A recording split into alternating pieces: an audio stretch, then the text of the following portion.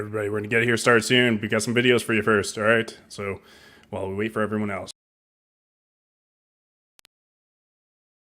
There's a book I've been reading. Me getting into this, Joe, is just because so people need to understand that I've known about this for a long time. And I just don't think people are ready for it. Can you tell me about it? Literally have an alien base, and they are literally communicating, and they've got like astronaut level people taking super hardcore levels of drugs. All these basically elves, aliens, come out of the woods, and we're all seeing the same aliens. So what you're saying is essentially that they're using psychedelic drugs to communicate with interdimensional beings. All right. Yeah, spirit guides. Okay. This story sounds insane. It's kind of scary, man. These chemicals open up this doorway, and this is the portal to the next dimension. Here's what the elite believes. The elves are biological androids, the Greys. And then there's other systems going on, and no one knows, 'cause it's all warfare, psychological stuff. No one knows the truth because it's virtual reality once you get to that level, so no one knows. But if they can trick a tadpole that's going to grow into Godzilla to go kill itself, they're winning. So the elves are a test. The elves are a test on us to attack us and see the survival of the fittest. I don't want this to sound arrogant. It's not. I've seen everything. So if you read it, it says controlled by the globalist programmers who believe with the off-world entities they're in communication with that they're going to be given the operation to upload and be in that larger kind of board cube system if they sell the country out. At first, it's all beautiful, and soon you're in Aztec base, kidnapping all the local tribes and killing whoever's the tallest or the smartest. Every time it gets controlled, it starts murdering everybody. And it always starts beautiful. It always starts great. 15 years. You just lost me. Well, I'm going to tell you the story. You said he's smart. He's a nice guy. True or false? The Mayans smoked penis blood. They did. They did. Alex Jones does not actually endorse this book, but if he were to read it, he would. You can buy the paperback on Amazon or download for free on Kindle Plus. Also, get the audiobook for free on my Substack. Links for all in the description or comments.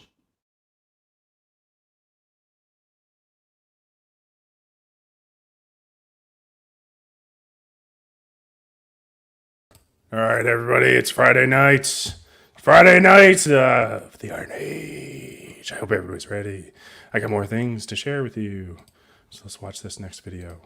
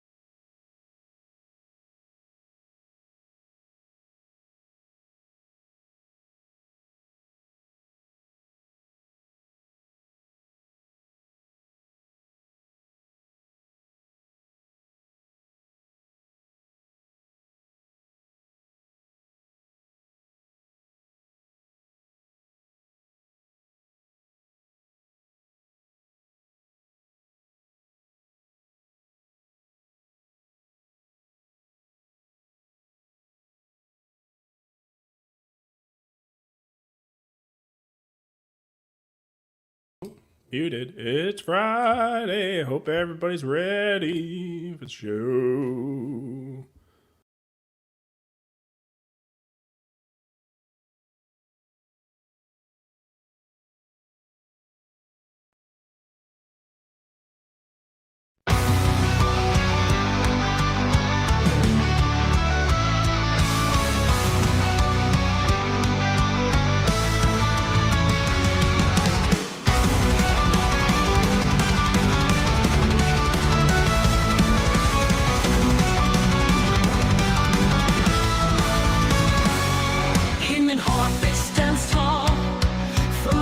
passage cold as ice. With the evening sun he flies through the storm's haunting cries. Archer of the frozen lands, king's own foul place within his hands. Succession, destiny calls. In the twilight he stands. Hear the horn sound so clear. Hear the war cry, no regrets. Every fight brings destiny nearer. A saga of sunsets.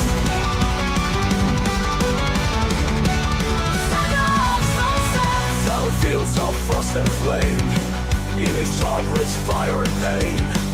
On his path the legends claim the echoes of his name. Mountain peaks his eyes survey, northern suns fade to gray.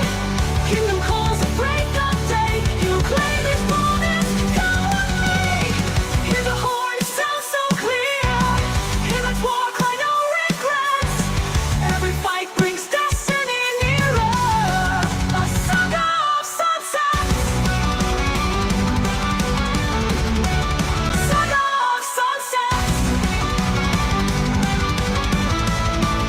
Saga of sunsets.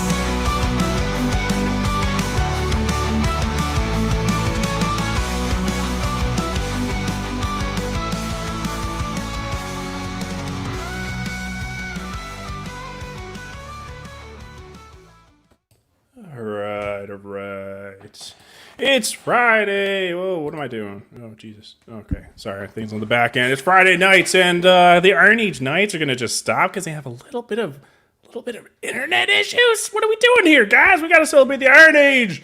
Party, let's go.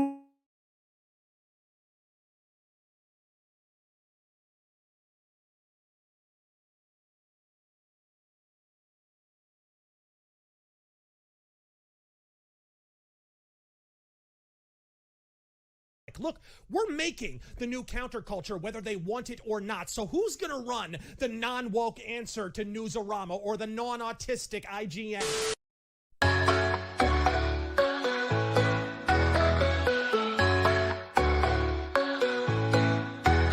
Royce loves to smoke meat while guzzling White Claw near the street. His Canadian wig and anime, married with 4 kids, but he's still gay. Ladies and gentlemen is what he'll say. Welcome back, super duper gay. Touch the butt, he giggles with glee. Smoking his meat for the world to see. Royce and Cora sitting in a tree. Kissing.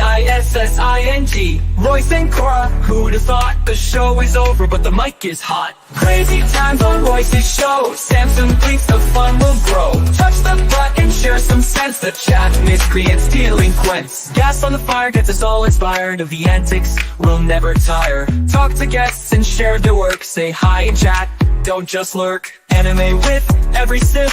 White Claw cans he loves to grip. Smoking meat with flavor true. Royce is here and gay for you.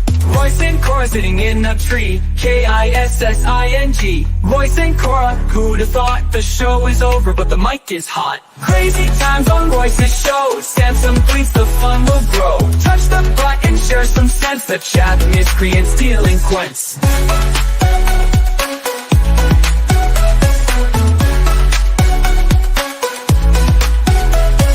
So many legends come and hang, but they all cringed when Royce sang. Sure, I guess Royce is the star, but we still prefer Ev and DPR.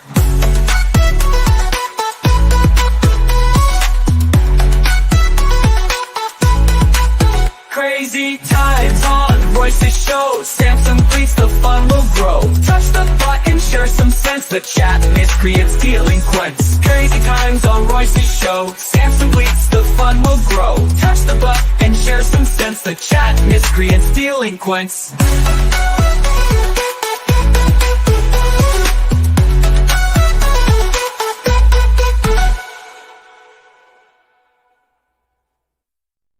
Royce is gay! Alright, it's Friday, everybody! Welcome, welcome! And obviously, this is not the Friday, the Iron Age Nights. No, it is the Iron Seas taking over the Iron Age Pirates. Much, much better. Much better. We're always going to be here for you guys. You know, Friday night is when we celebrate the Iron Age and talk about some projects. And we're not going to let it just stop because somebody's internet went down. But let's go. I got one more intro for you guys. All right.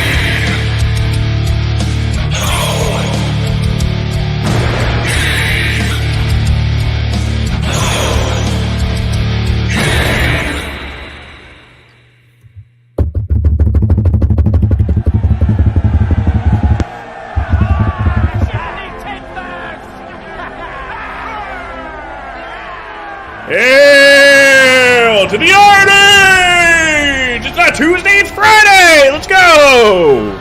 I muted you, Emily, because you were tapping your damn desk while that was going. All right.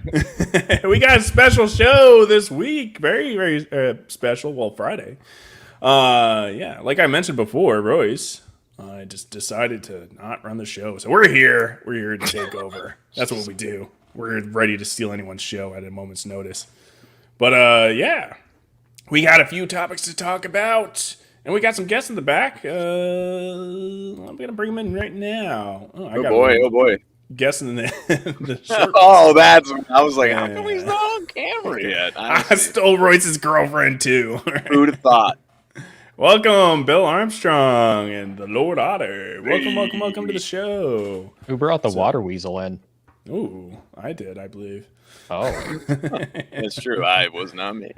Lemming wings. Kahuna will be joining us in just a few minutes. He's doing this thing where he's got work, so he's getting off that. He's running. It's Hawaiian time. That's all that is. He's having some spam. He's like, boys will be there. Just got to fry up some spam real quick. Got to eat a pineapple. Go outside. Pet a Hawaii fish. I don't know what they have out there. Touch a volcano. Dirt. He's in Washington. He's not even in Hawaii. He's in Hawaii. He's in Hawaii in spirit. And in his kahunas, most importantly. Yeah, Bill.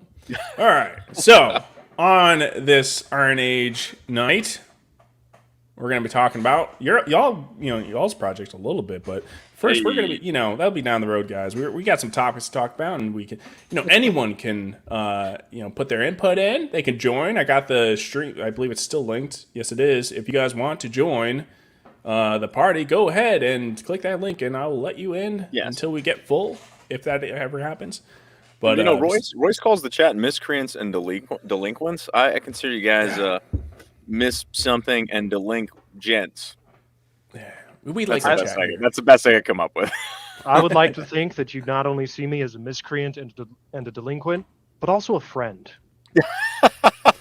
I mean, sure. There you go. Sure. All right. Well, because we actually do like our chat, let's say what's up to them. We got Wrangler in the chat. Devil's Air, he's not going to join us because he's like overseas somewhere. But thank you for commenting. We got Readout Productions. Highlander sucks. I figured he should know that. And he joins us. Readout Production is here with us, as I mentioned. I am here. I am here to finally beat some sense into this bat. I need a history lesson. I'd like to see you try, punk. Yeah. We got also Animation Overload. Overlord. All of us. We got Bill Armstrong, who's also here. I don't care about double dipping. That's not my jam. We got Seabats. Who cares about that person? Oh. We got Emily. John A. Douglas. What's up? The Animated Moon. I believe. We got TJ Marquise. I think that's how you pronounce it, right? Right. All right. And Lord Otter, he's here with us right now. Did I miss any? Tim Allen, what's up? Tim Allen. Tim Allen. I am. I believe. Oh, we got Empty My Lungs. I believe that's a whole different person. There's nothing to do with the Pritchard Pub or anything like that. No, unrelated. We got Richard for the Iron Age Media. What's up? Wait. We're mutineers. Aren't you technically a mutineer? What? I heard the word mutant, and I'm like, maybe. Go on. What's a No, mutineer? you said mutineer means we're rebelling against the captain. Oh. Yeah, okay. So I thought you were talking about mutinizer. mutants. Mutinizer is the word I'm accustomed to. Yeah. Mutineer. That's a. I'm all in favor of the otter being the captain. New agey term. Is that a collegiate term? Okay. Mutineer. Well, I guess all right. What's up, Otter? How are we running the show today? Well, first off, you need to have me be captain instead of whoever is captain now. You got the crown. Look at you.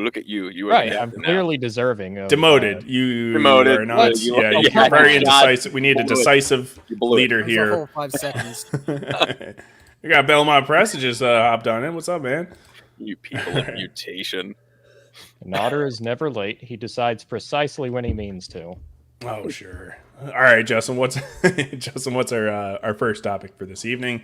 And maybe our guest can maybe put some input into. Oh, yeah. So we decided, since we're having some people on the stream, we're going to go a little bit different. We usually review a movie and talk about it, and we get into storytelling and things of that nature. We're going to stick with a storytelling theme, but we wanted to tap into some culturally relevant things in the modern times in the past couple weeks. So basically, the topic that we're thinking about getting into here is originality. Yes. Originality. No. And we're in particular, we're kind of referring to like the Minecraft trailer, and then also what's that game? Concourse? Is that the one? Concord. We saw the trailer for Minecraft, and I started thinking, and we're talking about storytelling, and just to me it was they're putting their own spin on it, we'll say. And it just gets in that whole translation, but it comes down to originality at the end of the day in terms of storytelling. So I thought that would be an interesting topic to discuss, especially because we have, plenty of readers and also several authors in our presence. So, originality, where do you stand?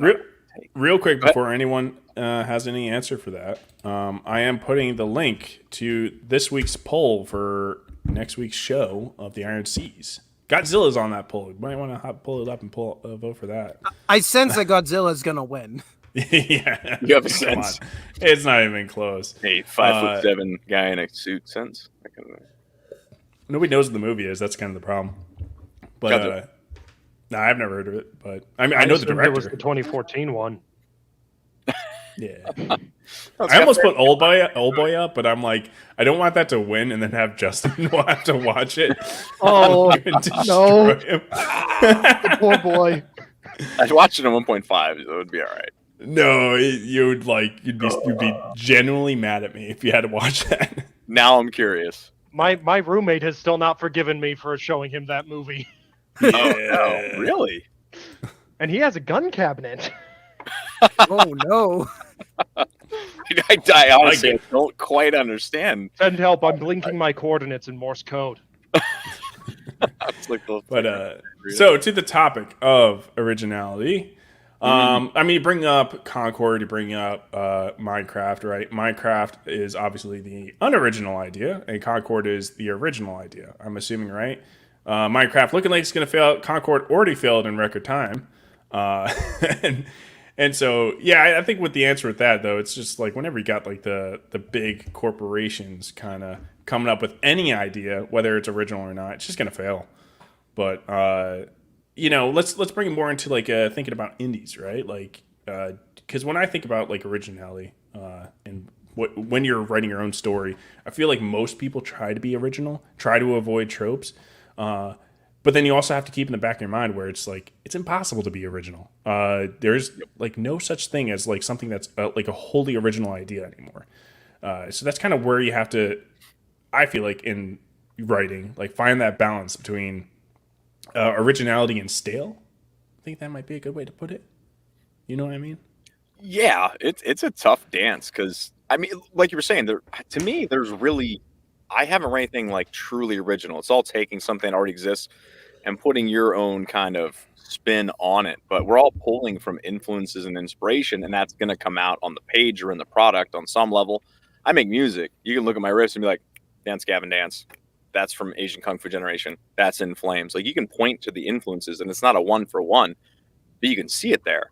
And it's hard to avoid. I don't know that it's even possible to be truly original. I don't think that's necessarily a bad thing, but obviously you don't want to just copy what's already out there. But then they were saying there's certain tropes, there's certain things that do land, and certain things that do connect. They are tropes for a reason. It's inspirations and things that connect with you and resonate for a reason that you want to put back out there. And it's a tough balance between the two. And I think that if you lean too much into original, you get too far off the path, and that's where things can kind of take they go in a direction where unless you're really doing a good job in the delivery of the product, the story is just not going to connect with people, and then you get yourself into some hot water. Yeah. I don't know if you, one of the guests want to add on to that. My personal opinion is nothing that you're going to create is going to be 100% original. You're always pulling from something, whether that be other fiction or your own life experiences. So to a certain degree, it's a matter of, I would argue to a certain extent, you don't want to imitate completely or anything like that. But at the same time, you're kind of recognizing what's already there, but you're putting your own spin on it at the same time.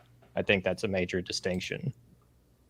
Now, as an author, do you ever write a scene and you're like, that's awesome, and then you're like, oh shit, that's Conan? Or are you just like, let's roll with it? Like, this is cool. It was cool then. It's cool again. It's close. It's or is it the kind of thing that if you feel like you're walking too fine a line, you go back, you're like, I gotta fix that, I gotta change that? I think I felt it a lot more whenever I started writing. Anymore, I feel like I'm just kind of like wearing my influences on my sleeve, not trying to imitate anything per se, but I think a lot of that comes down to your own confidence in what you're creating, what you're writing. I think it's a bit of imposter syndrome seeping in, because regardless of how original you try and be, it's not going to be fully original. Like, even if you're not thinking about it, you're most likely pulling from something else. So it's a matter of how much you're putting it in your own voice, and you're like trying not to blatantly like steal something or anything like that. It's more about your own interpretation of events. Mother effer. Oh, wait. Sorry. Intro. Perfect. And that was Kahuna. Bye, Kahuna. Great to Bye. Have a good night. Kahuna is late to the show, so that makes... That just makes you a beta cuck. Welcome on, you son of a bitch. Welcome to the show, Kahuna. We do a random show. We get 3 cool people on here, and I'm not here on time. All right. Anyway, we're good. Whose fault is that? Sorry, we know it's like what? What time is it over? I blame the. I was part of the resistance fighting against the genocide of clams by the Otter peoples. You have anything to say about that, the Lord Otter? Spoiled again. Nice. I was totally on time. Yeah, I mean, it kind of was. Lies. Well, to Otter's point, when it's kind of like the same thought process of like you can never truly be a self-made man, right? Because like speak for yourself.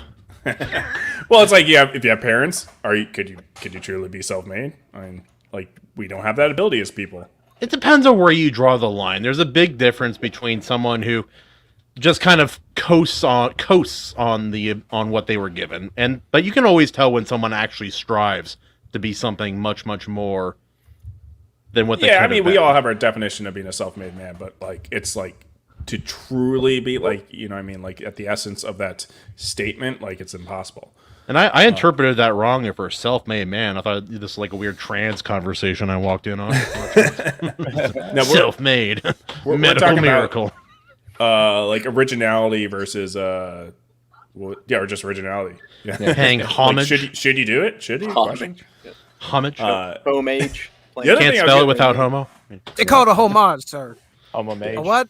A homage. French. An omelette du fromage, I believe, is the like Bandy's name. I think like it's important when you're using tropes. I think timing. It's like such an important factor with all these things, right? Because a trope that is stale right now, it might not be stale in 10 years. So I think the truth is that if you do the trope well, it doesn't matter when it comes out. I absolutely agree with that. It all comes down to its execution, because there's a lot of tropes out there that where you hear about them, you audibly groan, but if it's a story that's doing it really well, they'll usually put a very unique spin on it. Or they'll just the writing and characters will make it work. Like a lot of us are tired of the reincarnation, like characters never really die in movies and television anymore kind of trope. But was anyone upset when Gandalf returned to Lord of the Rings? Was a single person upset by that? No, I was hoping there was two of them that would come back and they'd be like, "Yeah," and high five. And well, we got like the opposite issue happening now, right? We got the opposite issue where like everybody's dying in media. Yeah, I think that was following the trend of like Avengers for a while. Like, yeah, like a lot of people are trying to be Game of Thrones, and then they don't understand though is like you can't just kill a character to create like stakes and don't tell me how to live my life. I do what I want. Yeah, no, it's like it needs to be genuine to the story. You know what I mean? Yeah. It really does depend. Like there are definitely stories where I'm reading them, I'm like, okay, well, a likelihood of every single person here still making it to the end, I don't know. But yeah, no, I've seen the trend go back and forth. Whiplash. It always seems like people are overcorrecting to me. But what do you guys think?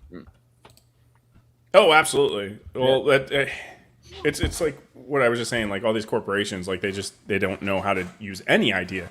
So it's always going to be an overcorrection with all these corporate tools don't know how to give the people what they want.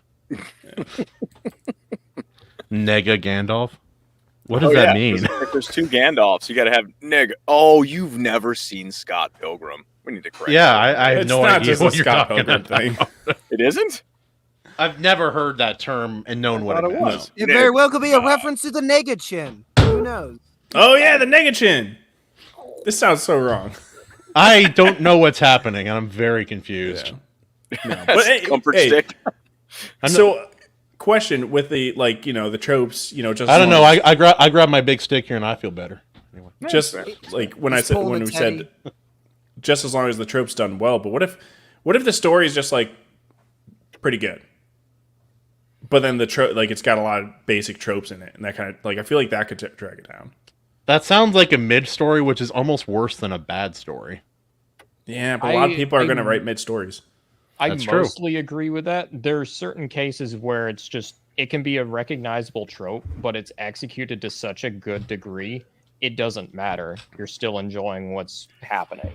Yeah, but I'm kind of like let's draw us back to a realistic standard because especially not like Hollywood's doing anything better. Everything's been done. We're not all going to write great stories, right? A lot of us are going to write mid stories, and that's okay. It's good to have a mid story. Like Don Edge, fuck you. So bro, you had to see that coming. It's so loud, but it's perfect. It's like imagine writing the story in the future where AI takes over and then there are a bunch of mutants running. Yeah, imagine writing a story like that in the modern day. It seems really. You wrote this too. She's like, no, I'm a woman. I don't know how to read and write. I don't know. With the tropes, here's the thing about it, and this is a struggle, and I feel like this gets into even as being an artist and just doing something long enough. If you experience enough different things, you're going to get to the point where you're sick of seeing certain tropes. But maybe your book is, if it's well written and it's full of tropes, this is the first time someone has ever seen that. They don't know about all these greats, and you can fall into this trap. And I think some people, I don't know if it's a trap. You can fall into this mindset of anything new. Anything new is not really that great because, this guy 50 years ago wrote it and he's a better writer than you'll ever be. And that guy was inspired by this guy, and we'll just keep going backwards and we'll just be stuck back there. Sometimes that's the case, but at some point, yeah, you're right. Everybody has to experience something kind of on their own for the first time. There has to be a point where it's your first one. And if the first one is full of tropes, the person reading it doesn't necessarily know and understand that. So it really gets to determine. Frankly, read out, my stick is bigger than everyone else's, so it doesn't matter. Whoever has the biggest stick wins. We all know. That's the 40K rules. But anyway, I got 3 thoughts here. The first one is, I think Bats is right in a way where like timing matters. For example, how could you do the girl boss trope right now without at least fighting an uphill battle? Right. I mean, right now it's going to be bad. It's going to be kind of dismissed pretty fast especially if it's done poorly. But the girl boss trope has never been good. Don't make it a girl boss. Just make it like that labeling. That's like step number one. Well, I mean, it's the difference between a well-written, like strong female lead versus a girl boss, where it's more confrontational. Otter has kind of the equivalent of a girl boss, but you know why it kind of works? She's the fucking villain. There you go. That's what I was gonna say. Like, right there. like you can't She's have kind of a horrible person. Yeah. But she's kind of hot. Anyway. There's times, like Korra, yes, absolutely. There's times for girl bosses like The Devil Wears Prada. You know. No, Korra. I mean, like Korra is a great example. Honestly, like she stops being that way mostly by the end of it. Dude. Okay, so like we all know the Legend of Korra story.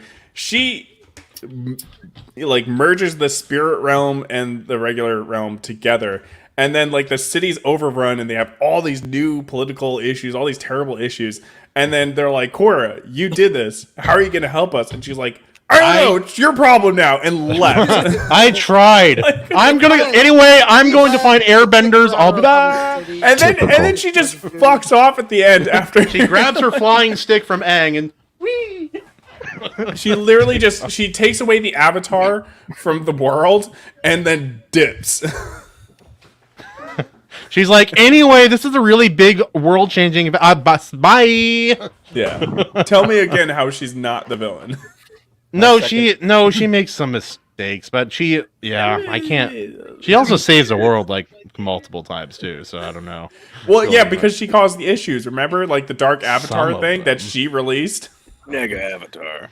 And then also they made us the origin of the Avatar. The very first one fucked up and screwed the entire world forever. Those episodes are good, but you are right. It does mess up the lore. It changes things in a way that doesn't make sense. Yeah.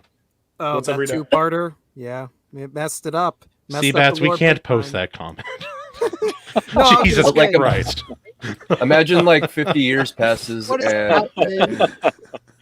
Imagine like 50 years passes and everybody is so sick of the girl boss trope that it like it comes back around. Well, no, like it like overcorrects and there's not a single fucking girl boss out there for like 50 years. What are we going to whine about? No. Well, and then here's the thing. All of a sudden people aren't used to it anymore. There's many new generations actually have like come and gone. And at that point, like just imagine somebody writes like a really well done female Conan who's technically a girl boss in every sense of the word. Yeah, I could see that timing. You mean the Princess of Power? Something that already exists? Yep, Girl Boss insinuates that because of her femininity that she is more powerful than everyone else, right? She's better it's just than like you. Inherently the girl boss trope is bad. Yeah. Yeah, Maji. But I'm just saying, you could see a world where it's like a drought of some sort of trope, and then it comes back. Yeah, you brought up the worst trope. No, like that. There are good examples of these kind of characters. Like I'll think there's a good one. Look at what the hell was The Abyss? Princess Leia. The Abyss. The Abyss. Look at that movie. His Ed Harris's wife in that movie, that character, she is a girl boss. She's kind of a bitch. Everybody calls her a bitch. They call her a hurricane, like the worst person in the group.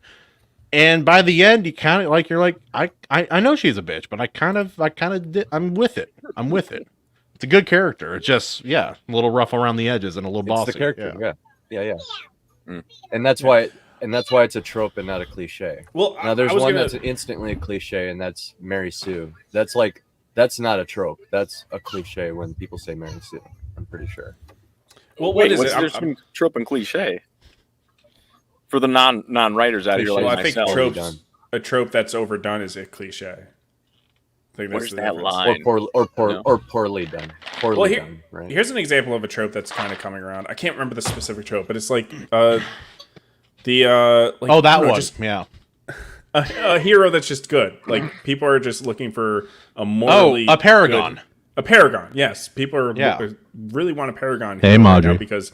Because of Game of Thrones and series like very dark series just overflowing things and boys and the boys. Yeah, or I'll bring up one from a recent read. It was actually McCoppin's book, the Record of Paladins, his second book I just read recently.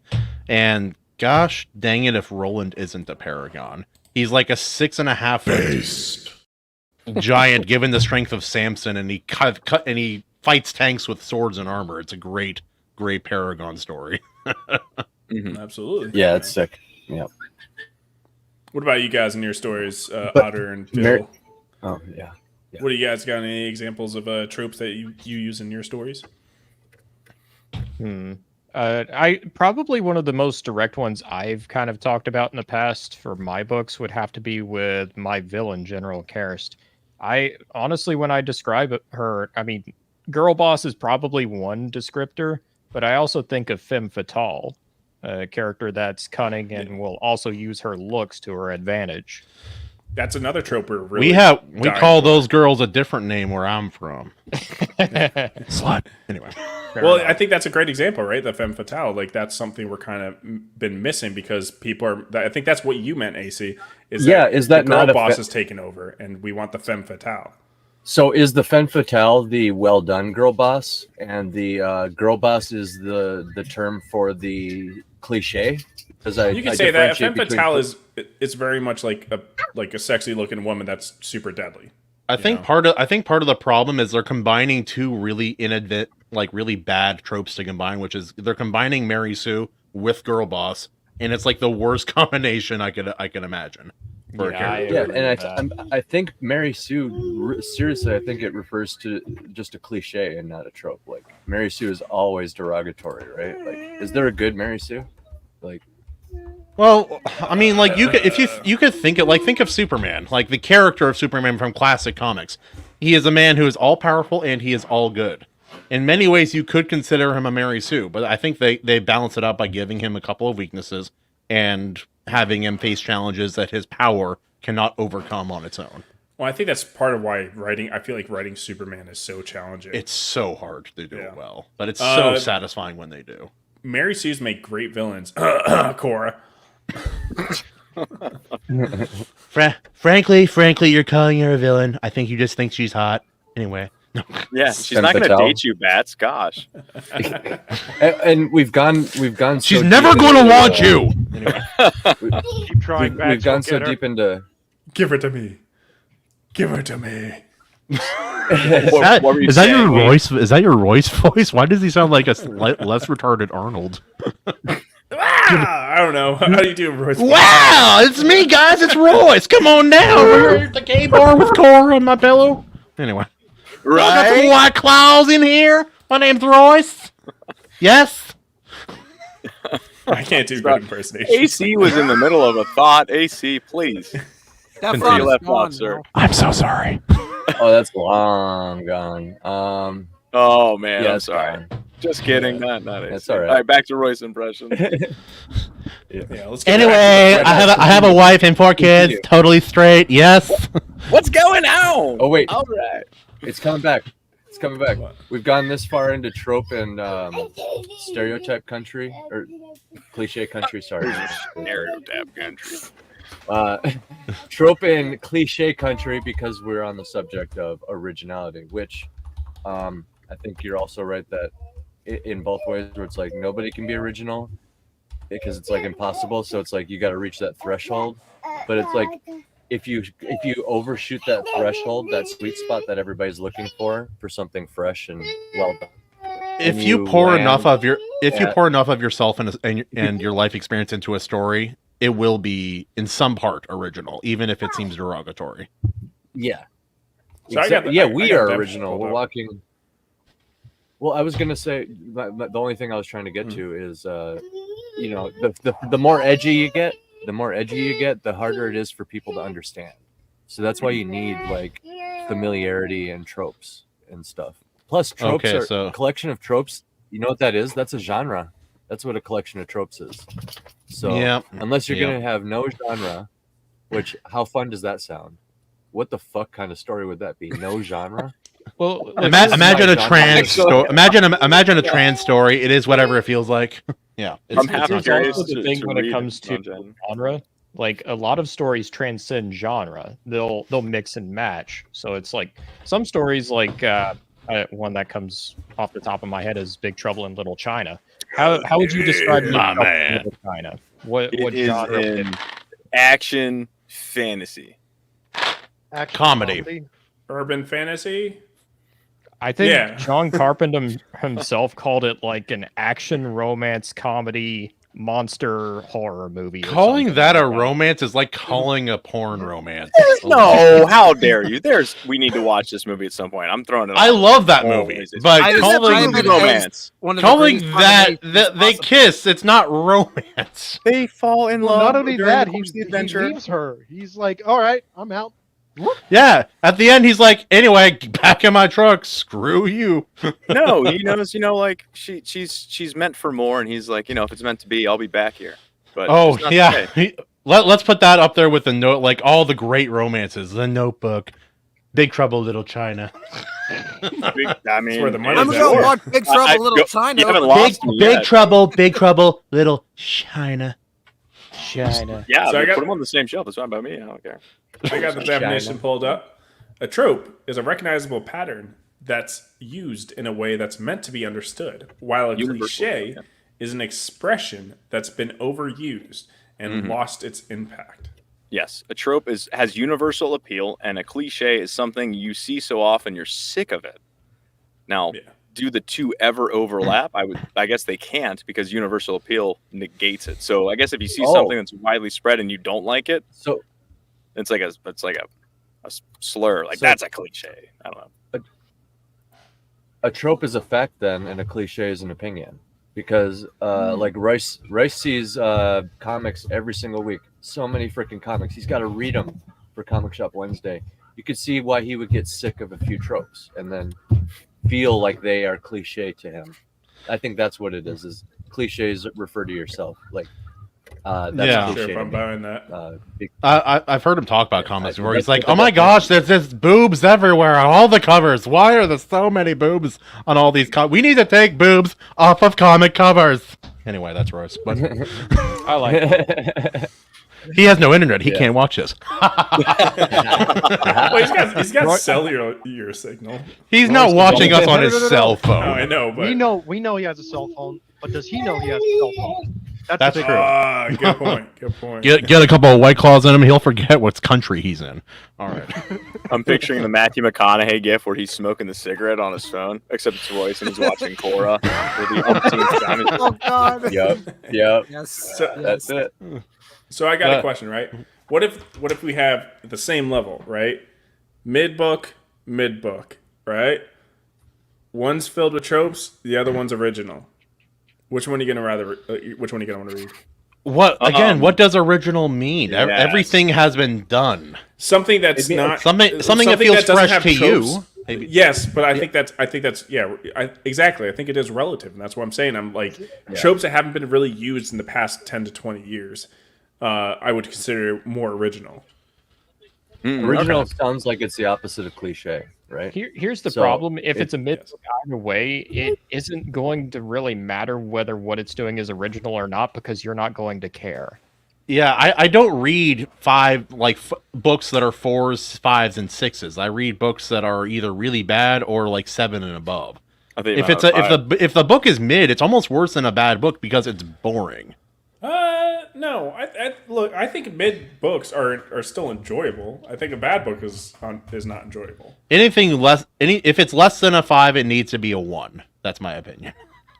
I would rather be angry at a It's book like- than be bored by a book. Yeah, like the fourth Fives wing aren't is boring though. The fourth wing is a terrible book. Oh, not It's not before mid. Beyond again. No. But I was not like Honor and I talked about this. I was not bored. It was a terrible book. I was not boring. So You know what? You know what, Kahuna?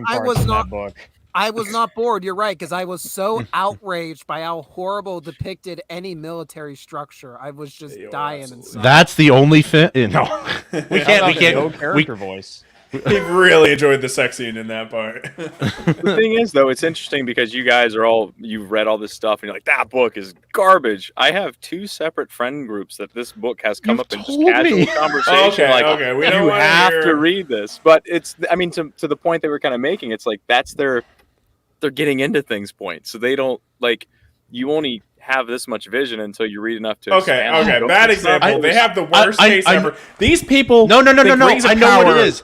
I decent. know what it is. No, Bats, you're wrong. I know what this is. When I first got into anime, I thought Sword Art Online was really good. And then I watched like 3 more and I was like, oh, wait. I was way fucking wrong.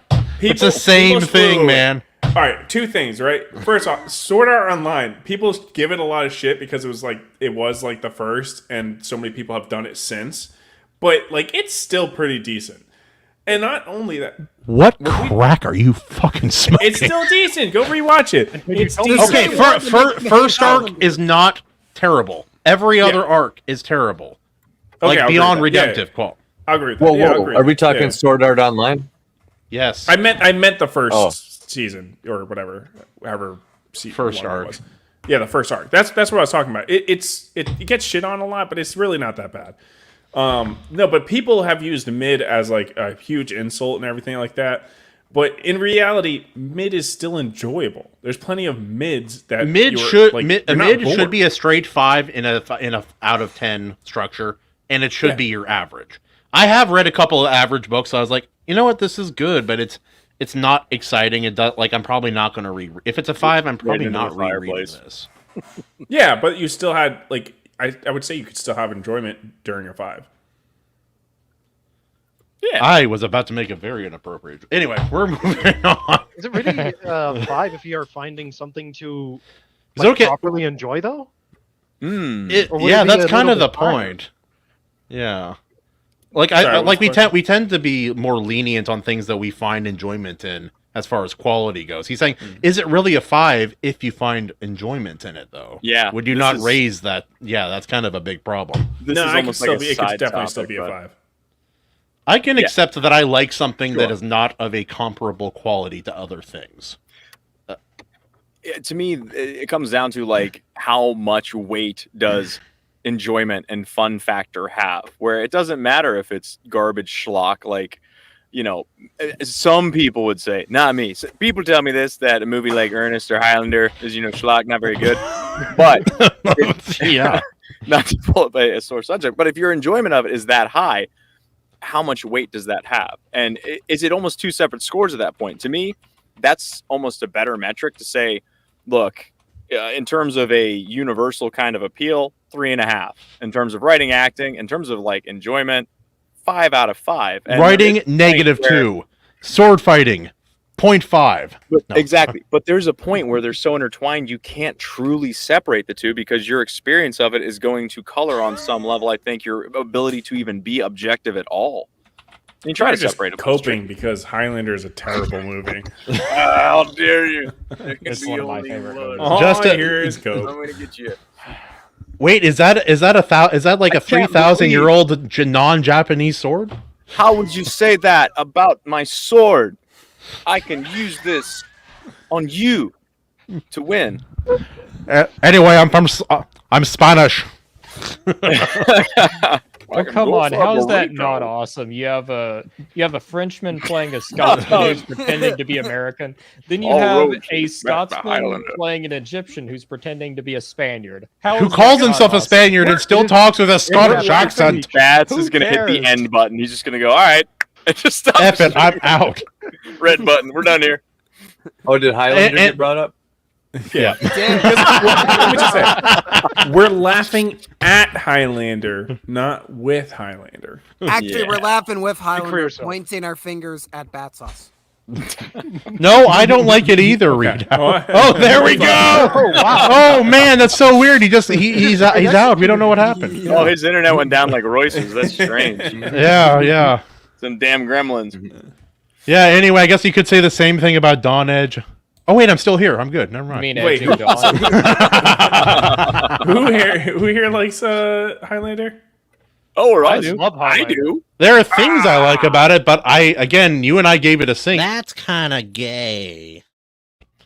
Well, Queen did do That the said, I also soundtrack, so like that's Power not of the wrong. Buck, so Yeah, it may not Queen. be Yeah. It's objectively a good thing, an objective positive, having Queen do your soundtrack. Also, the Kurgan Yes, it is. in every aspect of his character design and motherfucking acting is Kurgan. perfect. He's perfect. He makes that Yeah. movie.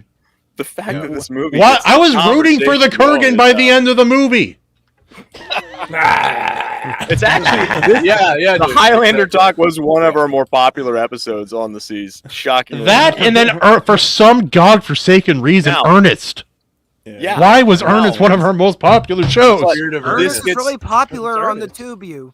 This gets back into like the whole tropes and originality, and also your own like, did you have fun with it, and how that weighs on it. I think that ties. I mean, perfect examples, and so I don't know. Oh, That's a tricky thing. Highlander's a great example of too original. Actually, look at it, and then It it's not could have like, relied on more tropes. right. Like it's so Like out there, English-speaking right? Like, actors. everything about it. Original or retarded?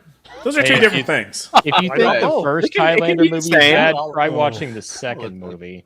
Yeah, I heard that wasn't very good. Yeah. There is no Oh, second boy. Highlander movie, Otter. I heard There's it's a like reason they call it Second special. Highlander movie. Hey, there's no Also, that's so second bad. Avatar If series. you really want something to laugh There at, is watch no way of Highlander topping 2. Shay. I thought Highlander 2 was a myth as a child. I thought it was fake. Fake. You're fake news. Actually, I've taken one or two ideas from Highlander 2. It has some good ideas in there. So it's like Alien 3. And what are those ideas, Otter? I would like to hear. What are those good ideas? The Dark Augment setting I have, that takes an idea directly from Highlander. A fake Highlander Mexican? or Highlander 2? No. Highlander You- 2. Highlander 2 I want specifically. you to talk about good things in Highlander 2. I will sit here for a while. The premise, the idea that the world is surrounded by a force field where it's always night. That is Highlander 2. Ooh, that's interesting. It fits the movie terribly, mind you, but I think it's a cool idea. Why are we on screen? Oh, I have no idea. Fight! We're fighting? Why? What Oh, are we okay, fighting over? whatever. What are we fighting over? Whatever. Battle Royale. Ready, fight. Otters are superior. Fight me. Well, I'm dead then. I don't know. I've stuffed a lot of animals. Wait. No! When you get a Oh, gang fuck of you. otters together, I did not think that one through! No. All right. No! We're fighting Kahuna. Come on, bitch. you get a gang of otters Oh. together, they fuck shit up, dude. They're like a bunch of Lokis. A gang of otters. Little Is that what a tricksy group Dude, of otters is I- called? I- A gang? I'm going straight up Frankly, to you. Otter, I fought dogs, so I can take an otter. I fought dogs. With Dude, my I bare need, to get, I hands. need to get a clip specifically for Otter of like the South Park Otter, future Otters. Oh. Oh, yeah. You guys use tables when you have perfectly good bellies to eat food. Hey, a group Holy of otters. shit. For the record, I it's gotta called a watch that. bevy, a family, or a lodge. A lodge of otters? Yeah, a group of pandas. You know what they're called? A mistake? An embarrassment. Oh wow. True story. A group of bears, sleuth. Do we have anything else to say about tropes? I feel like we still need to Well- hammer out what makes something mid. Like what's a 5? What's a 5? What would we say? Like a movie that's a 5 Out of 5? Just, 5 out of 10. No, 5 out of 10. We're talking mid, Justin. Oh, Everything God. you like so far. I know, it's one of the irritate bats. Oh, wait. How dare you? that's tough. Oh, I know. Godzilla 1999. That's a Oh, 5 movie. Some things I Yeah, like, yeah. some things I don't. Fair Is it enough. terrible? Destroys the world. Tiny bit, but are there some good things? Yeah, a little bit. If you're a Destroys mid the movie, lore. it means yes, you meet the definition of these tropes you've used to create your storyline, but you did nothing more. You did the bare minimum. Also, Seabats, I I can stuff animals all I want. Don't tell me I how would to live my disagree life. with that. The bare minimum would turn it into like most likely a bad series or bad story. Like if I'm like, yo, this meets the bare minimum of like making a story, I'm not going to rate that a 5. Yeah, I Any think it's given fair. Snyder flick. Like I can even say like Snyder flick. That's what's a weird mid though, because it's like peaks and valleys where it balances out. Wait, to be mid, what movie? As opposed to just like a mid, like it was okay the whole way through. Those movies were like, this is awesome, this sucks, this is awesome, this kind of sucks. Then you leave, and you're like, Zack Snyder knows how to make moments. He doesn't know how to make a film. Yeah. You should be making commercials, not making Actually- 90+ minute long presentations. Read out. That's exactly right. It like imagine Man of Steel and like BVS if the in between scenes were good and it made sense. All there is. They are not a logical race, wise one. They go around chopping down trees for Oh, tea. this They episode. have perfectly good tummies to eat on. How logical is that? Yes, the great Duncan said we What the fuck? Without reason to eat our food instead of your tummy. Okay, What was I looking at? I have a couple That of was a voice South Park impersonations episode. I can do for that. in the future, there's like some lore there. Mrs. Gosh, what a load Gary's of crap. husband that doesn't know that he's trans, like ends up Oh. like destroying They religion. predicted that. I have a good Oh gosh, example. Mr. Hat, I think we're enslaved to a bunch of water weasels. Screw you guys. I'm going home. So This is I was bad trying for to you pull up guys. a list of all-time mid movies, and it got confused, and it said kid movies, and then the first one was Braveheart. I'm like, Braveheart isn't mid or for kids, and then I keep scrolling, and it's like medieval. I was like, oh, okay. But a good example of a mid movie. What about Thor? The Thor movies, the first couple of them. The Fuck first off. one especially is like First one is Thor. good. The I first would one is the say best Thor one. Is is it good or is a it just kinda 5. mid? It's a 5. one It's is an a enjoyable 5. story. Like it's got some competent stuff. Every good thing about the characters moving forward is established and done in that movie. Every single one. Yeah, but like bad. it's It's just pretty kind of- boring for the most part. Yeah, it's like just in a kinda lot of flat. That's parts. the okay. I would give that to Thor 2. Mid. I could say that it's I mid. would No, say Thor slightly 2 is below mid. average. Yeah, but it's not as bad as 3 or 4. No, 2 is like unbearably boring. No, It's not good. compared to 3 or 4. Yes, it's unbearably boring. It doesn't ruin the characters or the stories like 3 or 4. Promise you. Yeah. It's bad. it's bad. I don't know. You're not I'm going to convince me on Battsauce. this. My wife is mid, and I like gay movies. Ooh. I pitched it was a good time. That's just like your opinion, man. Wait, guys, wait, pause. Is there anyone who would rather watch like Thor 3 or 4 over 1 or 2? Absolutely. Yeah. Oh my god. And Not I 4, not really 4, don't but like 3. 3. Sure. I really don't like 3. Don't like 3. And I would I like parts of it. 100% watch that over 4 2. is garbage. 3 is 2 worse. Is so dreadfully boring. Yeah, It's not unwatchable. boring enough to. No, the other movies are worse though. No, Thor at least 3 isn't boring. ruined Thor and ruined my favorite Hulk storyline in Marvel Comics. Absolutely, they did, but they weren't boring. Yeah, they were just bad. I'm not going to talk about 4 was boring too, but 3 is at least watchable. Thor is the first one is the best one. 3 is a discount yes, Guardians of the absolutely. Galaxy. I'll agree with that. That's all it is. It's a 5, where the rest of them are below 5s. Thank you, Animation that's a good example. overload. All right, Dude, did well, we just find a new subject to fight about in the future? Yes. What about Harry Potter? What about Mid? Harry Potter Are you? is above Excuse mid. No, me? no, Yeah. not that. Those are The fighting Harry words right Potter argument between you and Billy.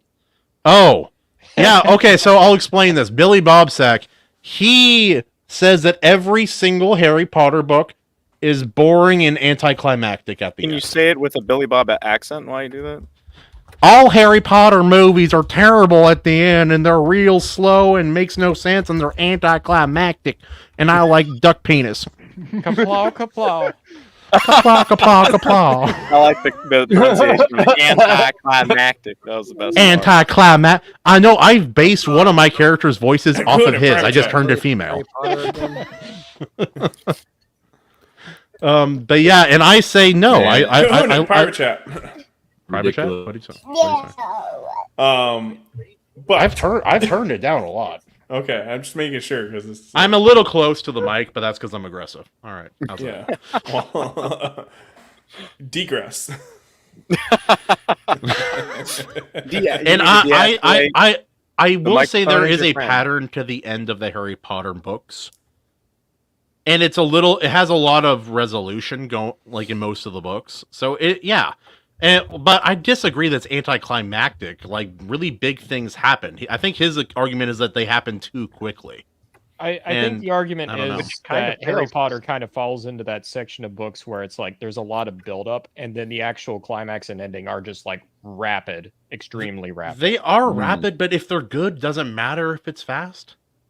It depends on the story. Sometimes it's really disappointing. Otter, I'm going to impart some wisdom on you. I was married for like 9 years. Sometimes, all you can hope for is good. 2 minutes That's all you can hope for, man. Is better than 0 minutes in heaven. I will say one thing that the Harry Potter movies did far better was the Harry Voldemort fight at the end. No, Holy hell! Strong disagree. No, that final duel point in to stick the at book each other. sucks. The fight is better in the movies visually and more entertaining, but it's thematically completely wrong, and it ruins the ending of the book or movie. Sorry. I like the edit they did. There was I one agree. where It Harry should've went Potter grimdark and killed them all. Well, hey, that's not from. And Harry's like, "I'm Voldemort." You bet your sweet Bippy I did. There was a Harry Potter edit they made where it was Harry Potter with firearms, which is pretty good. Oh, and then the new one, it's like Harry Potter. Harry and Potter it's, in America a or trailer whatever it's park. Yeah, and I would watch it. It looks pretty sweet. I saw Lord of the Rings in a trailer park. Yeah, and just like same thing. like no teeth, Gandalf with no teeth. Yeah, dude, it's awesome. So, do we want to judge right now, impromptu, the Harry Potter series? How do we feel about the Harry Potter series? I can reread them now and still find a lot of enjoyment. I think they're really. I think there's a reason they're popular. Yep, enjoyment. It's a very Justin original answer. How do our guests feel about the Harry Potter series? As an introduction to reading, I would say pretty good. And I will say that's not like a dig the quality how I worded that. I recently reread them, really enjoyed them. Yeah. We're not gonna get much. There's really good character voice, some really good dialogue and interactions, and then the mysteries are almost always really good. All right. Well, I was hoping to get a fight here, so it doesn't sound like we're going to get that. Overall, no, Billy Bob's gone. We're not going to. I'm going to make the ultimate decision on this. And Battsauce was gay. If you keep doing that, something you do not want is going to happen to you with 100% certainty. I'm sorry, Dr. Alright. Peterson. Hey. I'm sorry. Justin, I'll go clean my room. Our second topic for the night. I mean, there are other avenues to branch off of this one. There are other ways, Frodo. We started talking about. No, you don't want that. You want to go in. All right, you want to talk about why you didn't like Harry Potter because there wasn't enough science fiction in it. Is that where we're going? He's like, there wasn't enough AI in X-Men, like in some of my stories. So yeah, Yes. Harry Potter. So automatically the comes actual topic. Harry Potter is good. My Immortal is better. Fight me. What makes the difference between sci-fi and fantasy? Timing. No. Sci-fi was just an offshoot of fantasy for decades. Yeah. It was not considered a different thing. And way back at that time, they were much more interchangeable. There would be fantasy stories with spaceships and blasters. There would be fantasy books that take place on other planets. There would be sci-fi stories with magic. In today's age, we have determined that there's two different have- categories. I know we have to originally go we didn't back. have those categories, but now we do. So that's why I asked the question, right? Because timing, sci-fi can take place in the past. Absolutely. It implies technology. It usually has to take place in the future because it implies that it's a real world using real technology that just hasn't been developed yet. Essentially, a type of magic. So if it's set in the needs past, to be that it or makes alternate it feel universe. Yeah, that feels like a cop out. Science fiction in the past, would that be like Back to the Future? Back to the Past. Well, I because love they it, go to the Justin. I past. love it. Is that what you mean? I'm What? trying to think. Like sci-fi in the past would be an example of. I was half kidding, but it's kind of right. Sci-fi in the past. Now I'm- Well, now consider it I'm- can take place in the 65. past. Now I'm thinking of that big 65. Ford meme where the guy, where everyone's like, he remembers 65 tomorrow. what? Yeah. Wait, 65 what? Starring it's a Adam movie? Driver. There's a movie called 65. 65? Okay, thank you. Is that where is that where he meets his 51. wife at a geriatric 48. facility? 65 movie. No, dude, his spaceship crash Oh, whoa, lands whoa, whoa. on Earth. Oh, that 5 million years Oh, ago. I remember. Oh yeah, with Ariana Oh. Greenblatt and Chloe Coleman, the one with Is Nika that a real King name? and Alexandra Shipp and Michael Kaplan. Who could forget? Who could forget a very forgettable movie? I don't know. What did I forget? One of the enigmas of our time. I do remember the trailer for that where he's like in the past, he's fighting dinosaurs and stuff. It had like a Turok kind of vibe to it almost.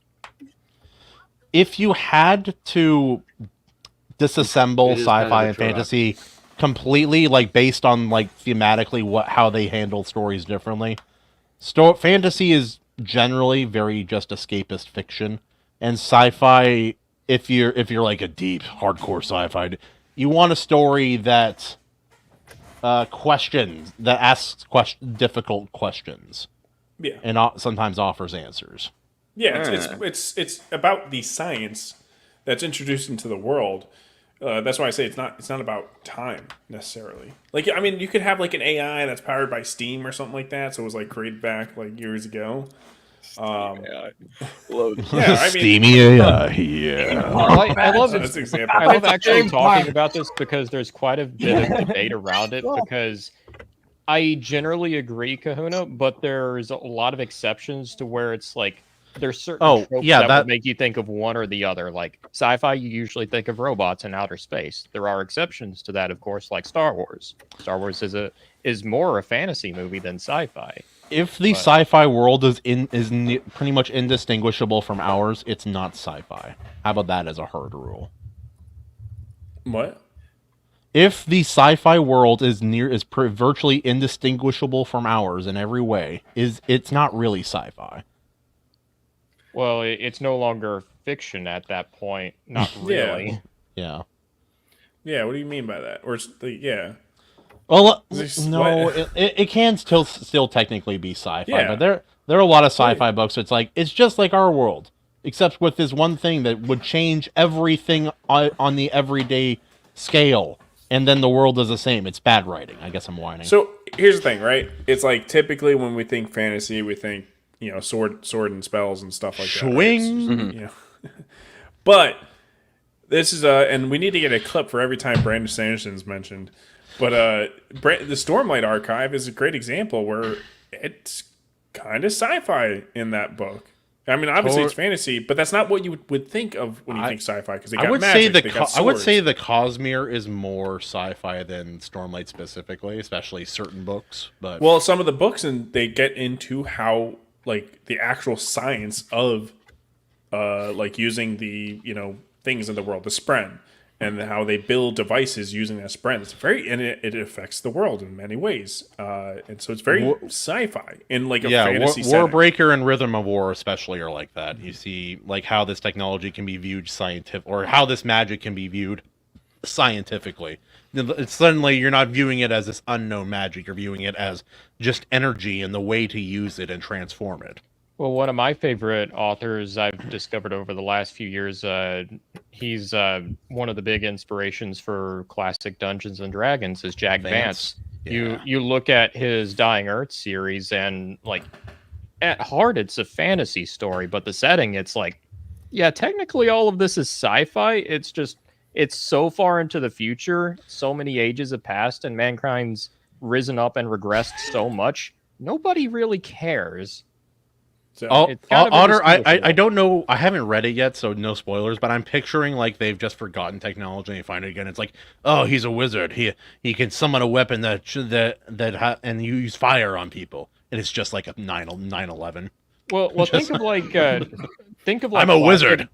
Think of like classic D&D magic, but it implies that it's some wild form of technology that everybody's forgotten. Oh, about. so like BioShock kind of. Kinda, yeah. It's like it's not magic, it's not Skyrim. It's technology, right? Well, it's something where it's really speculative because it's like really reality bending stuff. Like one of the wizards just casts a spell that causes his castle to rise up. They go into outer space, slice open a comet, and actually meet some homeless guy at the center of it. It's like insane shit, but it's still technically sci-fi. That's how I like my sci-fi. I had a sci-fi series I started a while back. Yeah. One character, he shows up later, but the author, he admitted, he's like, I didn't know how to use him in the early part, so I just had a witch turn him into a hamster, and that was his role in the story for a while.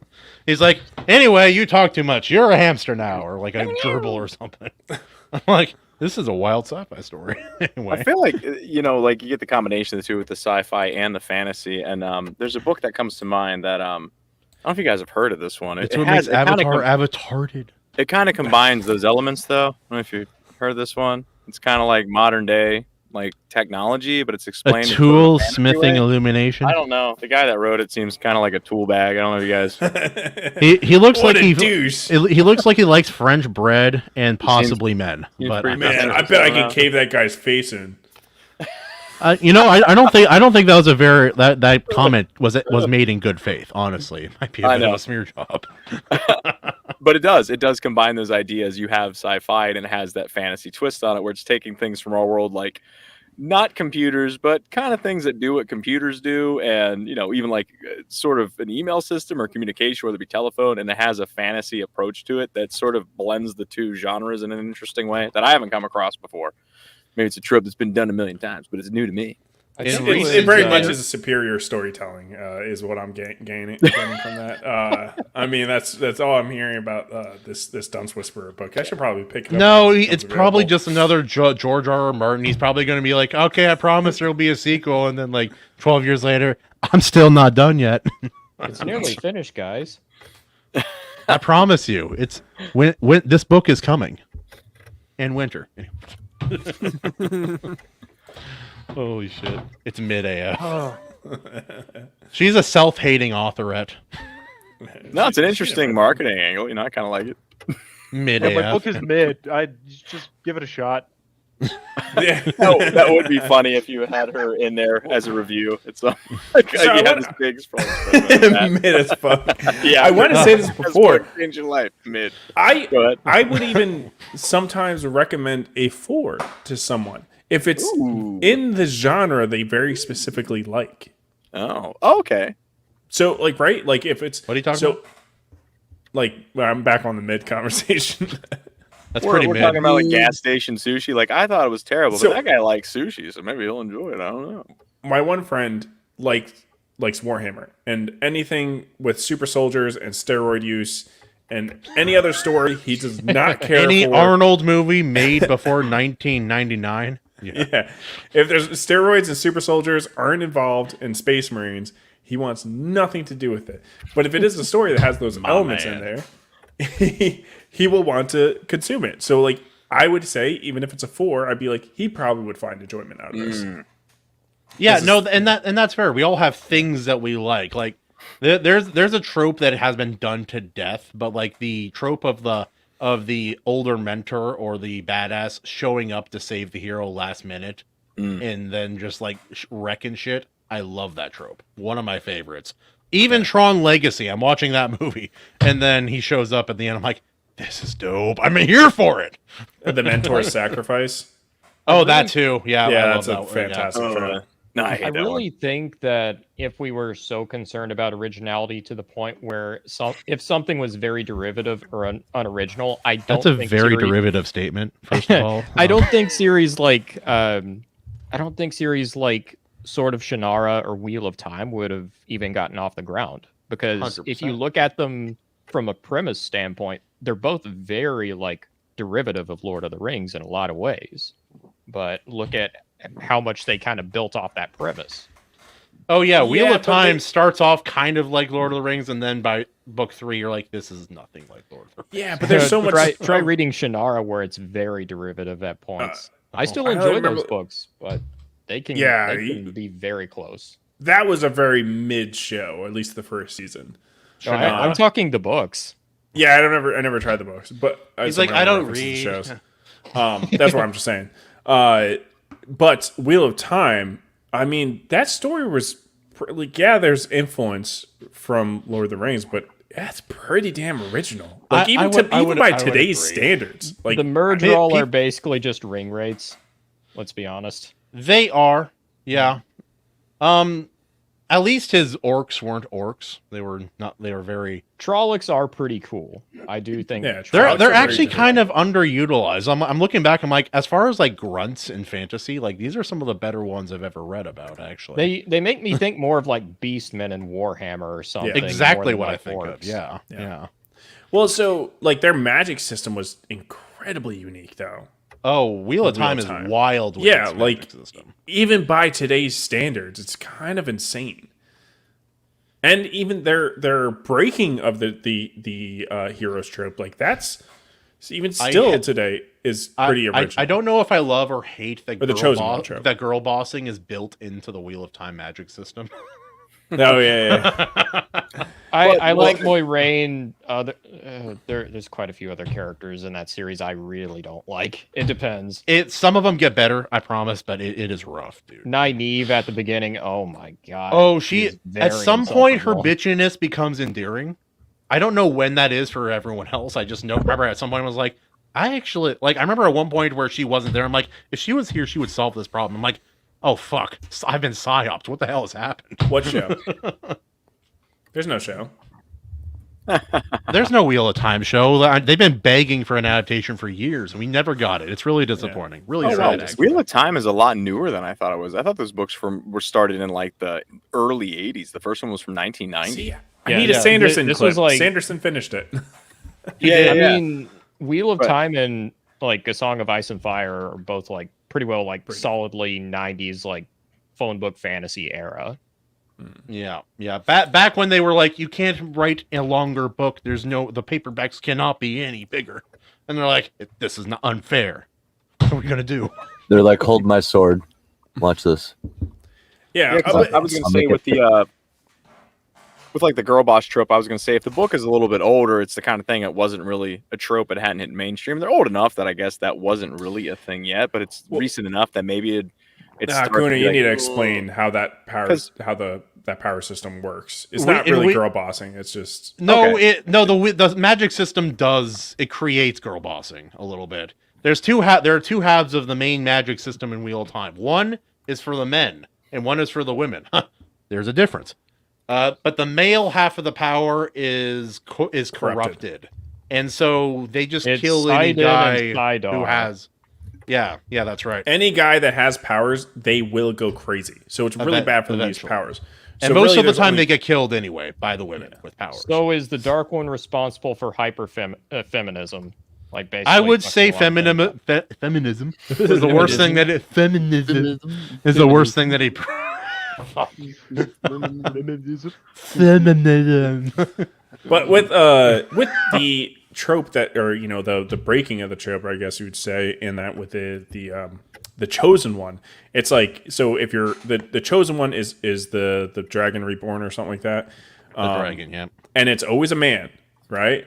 But the power is corrupted. So that means if he's the chosen one, he will go insane. So it's a really shitty thing when he will go insane. He will kill his family. He will marry multiple women. There are things that are prophecy. Yeah. So it's like it takes. Here is we need to kill the chosen one before he has the chance to kill us. Yeah. Actually, I think the Dragon Reborn is the answer to feminism, because he just like he whips out his power and he's like, "Do what I say," and like, I guess, fuck. Yeah. But that was an interesting turn on that trope, and 100%. That's just what I'm trying to reinforce, that they're like, man, there's a lot of originality thrown into that story. Yeah. Or like look at Avatar: The Last Airbender. Before that series came out, like it was such a unique take on a magic system in a world. I had never seen a world quite like that one. I'd never seen a magic system so directly tied to martial arts and things of that nature. It was a really unique way to combine Eastern and Western culture, as well as everything else that they did. You could argue that it's not really all that original. It's just executed extremely well. It's Yeah, simple I think to that's the most understand. important part. That's what I was going to say. Like, it's the details in there that makes it so done well. Like, I remember when the commercials first aired for The Last Airbender, and I remember thinking, like, well, this is just basic elemental powers. And then, you know, the show came out, and it just was done so well that I was like, oh, man, this is actually really good. And It even was like the best M. Night Shyamalan movie ever directed. Yeah. And then there was only the one series, right? We don't talk Unfortunately, about that they never movie. got a sequel series. I haven't. Has anyone actually seen the newer Netflix series? Has anyone seen it? Yes, it's incredibly forgettable. Is it worse than Shyamalan? No. Would you Okay, call it? I didn't think it mid? was even possible. So That ain't much to It's say. it's the product of this new DEI generation where they, except like Avatar was, One Piece had just came out, but it was like already too late. Like they had already done their filming. But I think they got some last minute editing in there, and they were like trying to be extremely accurate. That was like the thing that they were like, No, they look at weren't. the actors, look at the actors, and then they would just change the lore all of a sudden and just like do something completely. Also, different. the actors didn't really look. The actors, it was better this time than with the Shyamalan Avatar movie. But yeah, like in the Shyamalan Avatar movie, it's like the Fire Nation is supposed to be like very Japanese, and the people kind of look Japanese, and they're lighter skinned with long dark hair or Chinese. And then like in the Shyamalan movie, they're all Indian and like dark skinned. I'm like, they look more like look more like Katara and Sokka than the freaking white actors they have playing guitar. Yeah, it was a mess, dude. Well, you mentioned how like well the martial arts and the different styles and everything was incorporated into the elements and how that was intertwined. And it's really interesting how that was completely gone from the second series and completely non-existent. Super interesting. Wait, in the new one? I keep on forget. It's not gone. It's changed. I like how you and like we don't need Royce here to debate this series. We can have a debate. No, we need Royce. Just you and I. Something Legend of Korra. Something. I digress. Dark I'm derailing here. Is it original? Was there ever a rail? Is Redoubt, derailing you're- original anymore? Redoubt, you're going to say something. What were you derailing gonna a say? rail? What was I gonna say? I don't remember. I don't know. I don't know either. Yeah. Thanks for your input, brother. Go on. It's wonderful. Well, we got really far off of the topic, fantasy versus. Well, I was going to say, sci-fi, but I often have said in the past that the last original thing written was Tolkien, but even Tolkien, he took like the word orc, you know, that's a real creature that it was more of It's a a spirit. real word. Yeah, goblin, you know, like these things, wizards, the archetype of a wizard, you know what I mean? Merlin was there before Gandalf, right? So, I mean, these things, he even was inspired by things. Nothing is wholly original, but Right. not all things are as derivative as The Witcher. Well, even Tolkien wasn't like. You could argue that he wasn't the first to actually bring fantasy back to sort of like the masses, really. He was the one who put it into the mainstream spotlight. But before him, there were a few other authors kind of like beating him to the punch. Like one of the first ones I'll cite is Lord Dunsany. He is generally considered the father of fantasy, and a lot of people aren't aware of what he's written. So he's the daddy. Wait, he's the daddy of fantasy. Is that what you said? Father of modern fantasy, I would say that much. The Gods of Pagana, that's one of like the first modern instances of a created fantasy world with like gods, a full-on timeline, a mythos. Like Who was the guy who wrote John Carter of Mars? Because it was sci-fi, but it felt very fantasy. Edgar as Rice well. Burroughs.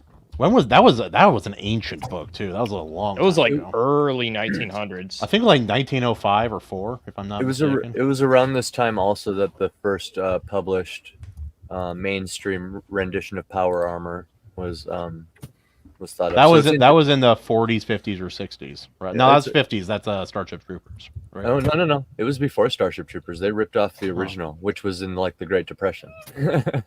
During the Great Depression, there was some writers. It was interesting, and we're seeing it. Like, look at that. Think about it: Tolkien, Robert E. Howard, this guy with the power armor. You know what I mean? Like, it's actually really fascinating around how all these things kind of came out at the same time. Technically, Robert E. Howard beat Tolkien to the punch. Right. A lot of fantasy. Yeah, he was tropes. 30s.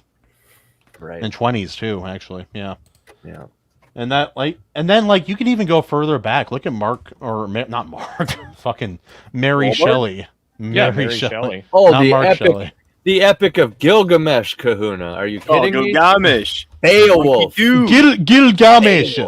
You never heard of Gilgamesh. I haven't read Gilgamesh all the way through, but it gets pretty perverted at points. I was actually a little surprised.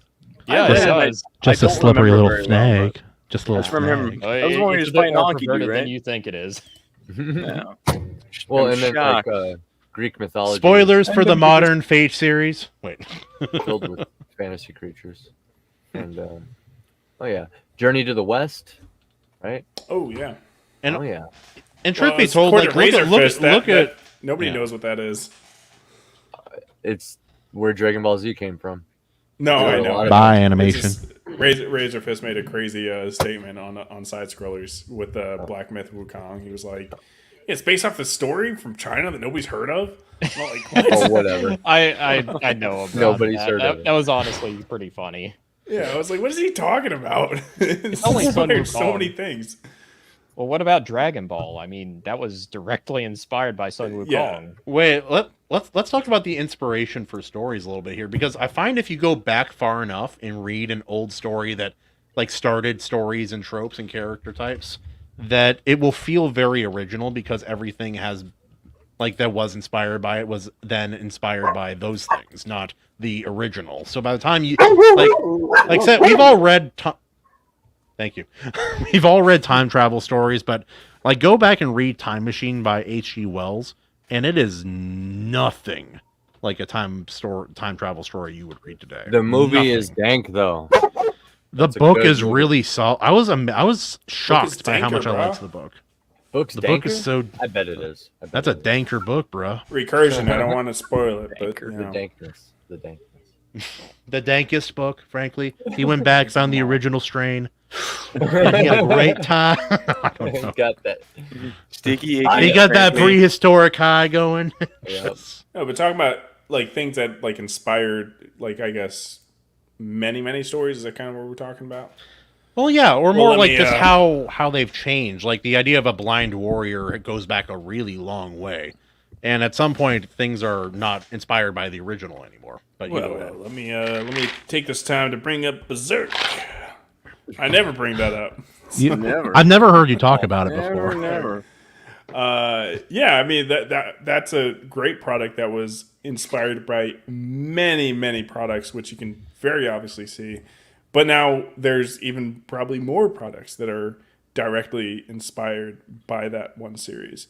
So that's kind of interesting how it morphs, right? Like it became it is derivative of all these other series, but now it's like the root to the inspiration for other series, right? It's almost like a tree going in and then out.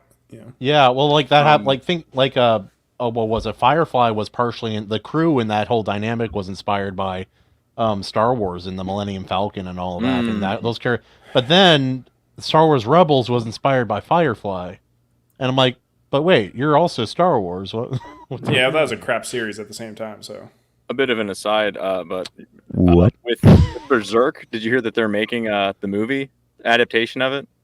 I forget what studios, but apparently Timothy Chalamet. They're talking about Studio Eclipse, and it's a fan-made. No. There's a live action. Timothy Chalamet is going to play Guts. No, you better be lying. I'm about to be mad. That sounds awful. Yeah, Come on, I know for the fact that there's going to be a Berserk movie, and Jack Black is going to be Guts. I did hear about that. No, he's going to be the Skull Knight. Yeah. Ariana Grande is going to be Casca. No, Griffith. I thought that was going to be Elliot Page. No. Yeah, Elliot Page. I was going to say a transgender 100% is going to be Griffith. This man has no dick. Let's do that. You guys want to fan make the Berserk show right now? Or is that like a custom the layout? entire Berserk movie right now. Otter, you can be a gorilla made of male genitals. Armstrong, what can you be? You can be the symbol on one of the flags because you're not in person. Sounds good. Read out. You can read out. You can be a screaming zealot. I can just see it for some reason. All right, I don't know how to take that information. That's the correct response. Justin, you can be Casca. No, I think that's bad. I'm pretty sure that's bad. AC, wait, Otter. What member of the God Hand would AC be? I don't know. What's the one with the glasses? Ubik. Oh yeah. Okay. Yeah, you not have Googled this.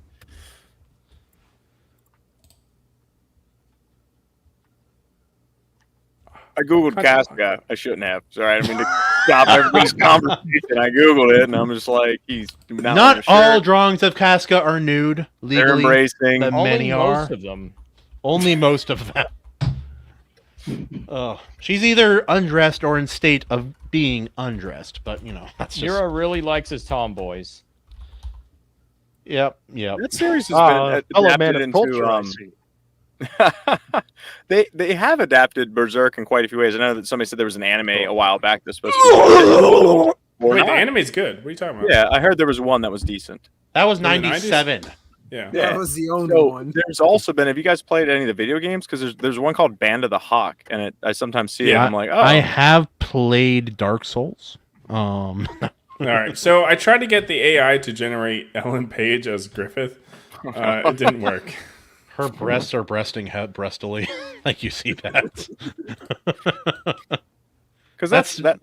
I was gonna say for that show, they did make a game out of it. I don't know if the game was any good, and it's sort of like the reverse thing. It seems like a lot of shows that get turned into video games, they don't get the adaptation right, and then the exact opposite's true as well, where you have good video game stories and they never adapt them right. And coming full circle with Minecraft, did you guys grow up playing Minecraft at all? Did you have like? My brother bought it before there were any zombies or any creatures of the night. So it was like before version 2.0, which was way back when it first came out. Yeah, there was nothing to do in that game. I played it like 6 years ago for the first time for like about 6 hours, and I get the appeal of it. I think it's kind of an interesting game and all that, and stood the test of time. But gaming in general, I feel like there's not. I feel like everybody. Does everybody here play games or used to game? It's like in the whole Iron Age movement, a lot of people do play games, but they don't come up very often. It always talks about Power World from time to time, or something else pops up. But I feel like video games aren't in the conversation maybe as much as they could be. They're not. It's a lot harder to make a game than a book. There are less people in our group making those kind of products. Well, it's a lot more even art and animation. It's a lot more achievable. Oh, sure, I understand that aspect. But we're still playing games. Like that's a a cultural touchstone or whatever. That is something that we're all into, I think, on some level. But I don't know. With the Minecraft, I'm not as attached to it as a lot of people are. So I don't know how talking about silly you were casting also and stuff, how it's born hitting. when disco was popular. So. But Minecraft is a game that has an appeal to all ages. A lot of people played it with their kids and stuff, and it's still kind of fun and cool in that sense. I did play with my brother for about 7 hours before I couldn't figure out what to do, and I didn't feel like reading about it online, so I stopped because we got bored. It's kind of a bad game for kids, actually. Not really. In many ways, it's good, but there's no main objective. It's a game you could play endlessly and never be done with. I think that's kind of a bad thing for kids. Oh, I see. Because they just get hooked and they're just like, I need to play more Minecraft. Yeah, I need to grind. I need to grind more diamonds, Mom. Yeah, because the casting of it. I mean, I thought that I don't know much about the world, but I thought Jack Black as Steve didn't make sense like most people, or at least shave his beard or what have you. But the movie existing doesn't make sense, Justin. It's all right. Steve is just Jack Black in a blue T-shirt. That's it. I know. He's not even doing a what they didn't even cube people. What is the point? Yeah, no one is cubed. You didn't get any of the models right for any of the creatures in Minecraft. It doesn't look like Minecraft. That doesn't look like Jack Black. That looks like 2B without AI can suck sometimes. So this is supposed to be Ellen Page as Griffith. Maybe I should put she looks extremely hot, but it looks nothing like Ellen Page, and not really. It looks like Griffith's daughter, maybe, but. Like they've used the same hair products, it would work out. True. So, is there a game that you guys grew up playing that is still kind of relevant? Age The way of that Mythology. Minecraft stood the test of time. Age of Mythology was dope. I loved that game, and I sucked at it. But I It was loved that it. PC? Yep. There's not going to be Yeah. many games I'll mention without me sounding like a Nintendo simp. Oh, interesting. See, this is what, because video games, I mean, before I got into all this stuff with the indie authors and everything, I was into the indie gaming scene for a while and did the podcast and circuit there and all that sort of stuff. So that's sort of where my base of knowledge lies. A lot of this is new to me, so I'm just curious if anybody else had that background. So you said I've you never played really Switch. been big into indie games just because I don't like when I was younger. I played a lot of Halo, a lot of certain other games, but I just once I got married at 19, I didn't play that much for a long time. Yeah, I mean, Deep Rock Galactic is a really good indie game. I highly recommend it. What was it called? Something Galactic? Deep Rock Galactic. It's dwarves in space. Very popular. Yeah. Yeah, I know that one. Also, Skunk's Workshop in the chat here. He's done mini games before, and he's working on games right now. Really cool guy. Fun to He work does with. some really good artwork too. Yeah, he does. I second that. He's based. I actually have Based one of AF. his pieces he did for Anvil somewhere. I don't know if it's in here, if it's at my house, but yeah. Okay, well, I didn't mean to detract too much, but I was just curious about the game aspect because that's something that I'm very. I don't like a lot far of more modern familiar with. games. Games have gone through so many iterations. Most modern games don't have a lot for them.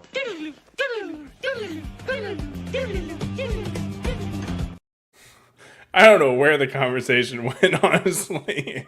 They got very distracted trying We're to talking create about Elliot games, Page. and that's okay. We don't have to talk about other stuff. It's all right, Bats. Also, It's apparently, your wife likes to play Deep Rock Lactating. That's an interesting study. Rim World. I think I downloaded the wrong one. It says Rimming World. It might be something different. Oh man, this game's a lot of fun. This is cool. I like this. I get the high score. Also, Seabats, I said she looked attractive. Why would you say she looks 13 as soon as I say that? You such a mean. That's so rude. She's Bats' wife, dude. She just got you. It was just like a banana peel. Just there you go. Slip. Oops, another banana peels. Where's my wife? She needs to get in here and start tossing peels. My wife. My wife. My wife. I need to watch that movie. What was Borat's third original as topic? fuck. Borat was super original. We were kind of just picking random topics. He brought up games, and you're like, "I'm shutting that shit down."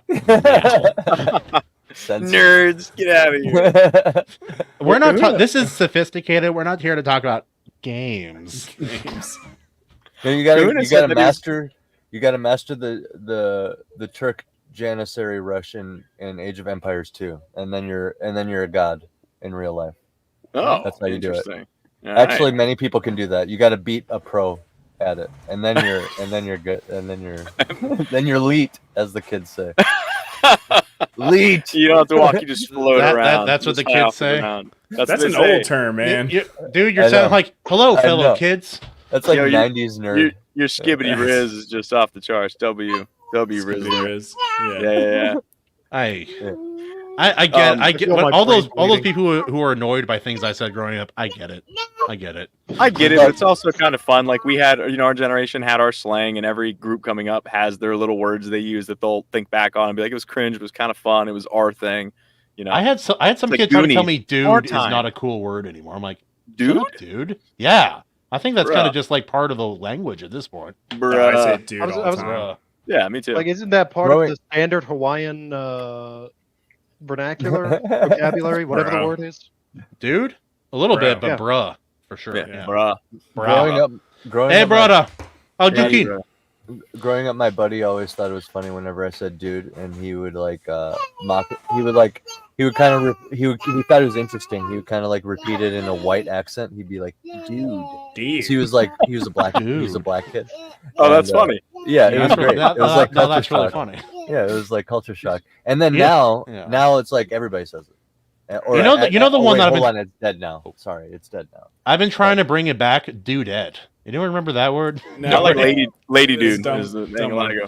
Lady dude sounds like a tranny, dude. I'm not sure what. No. Well, hey, our She's a guest gal. here, Bill Armstrong's gonna have to take off. But before he does, what you got? Why to are you share, kicking Bill off the show? He just. I'm not. He says he has to go. It's a conspiracy. They're out to get me, Kahuna.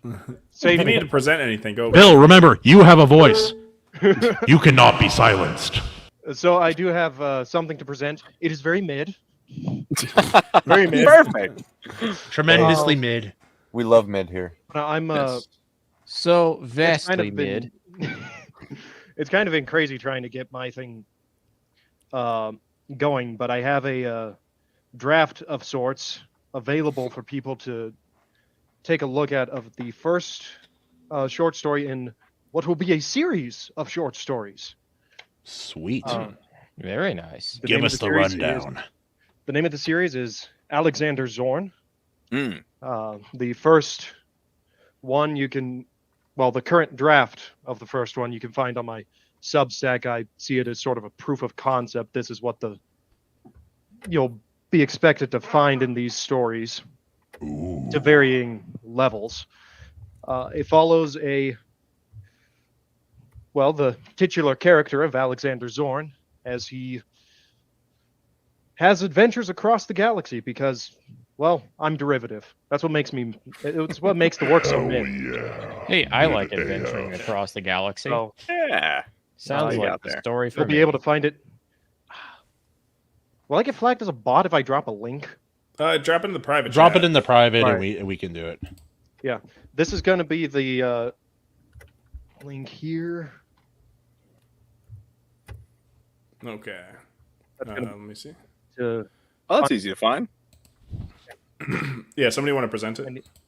I need to do some work on the site when I get a chance. I need to set some time aside on a weekend to get that sorted out. But yeah, right now I have an editor looking at that first story to help me try and refine it. I've also been working on a couple of the next stories in the meantime while I wait to hear back from him.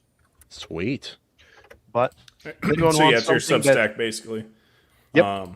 Yeah, and that's if people don't know how Substack works, it's it works like kind of a website for free, and it also creates a great email list for people. It's kind of like the modern day version of like a book list or an email list kind of thing. Mm-hmm. Yeah. Or like a blog. Right. Some people like RH Snow, she uses it like a blog, and it's great. Oh yeah, I do like Substack, but I have trouble. I don't check it all the time because it's tough. But it's great because like us authors and stuff, we really need email lists in order to sell our stuff because I guess that's like still the best way to market stuff.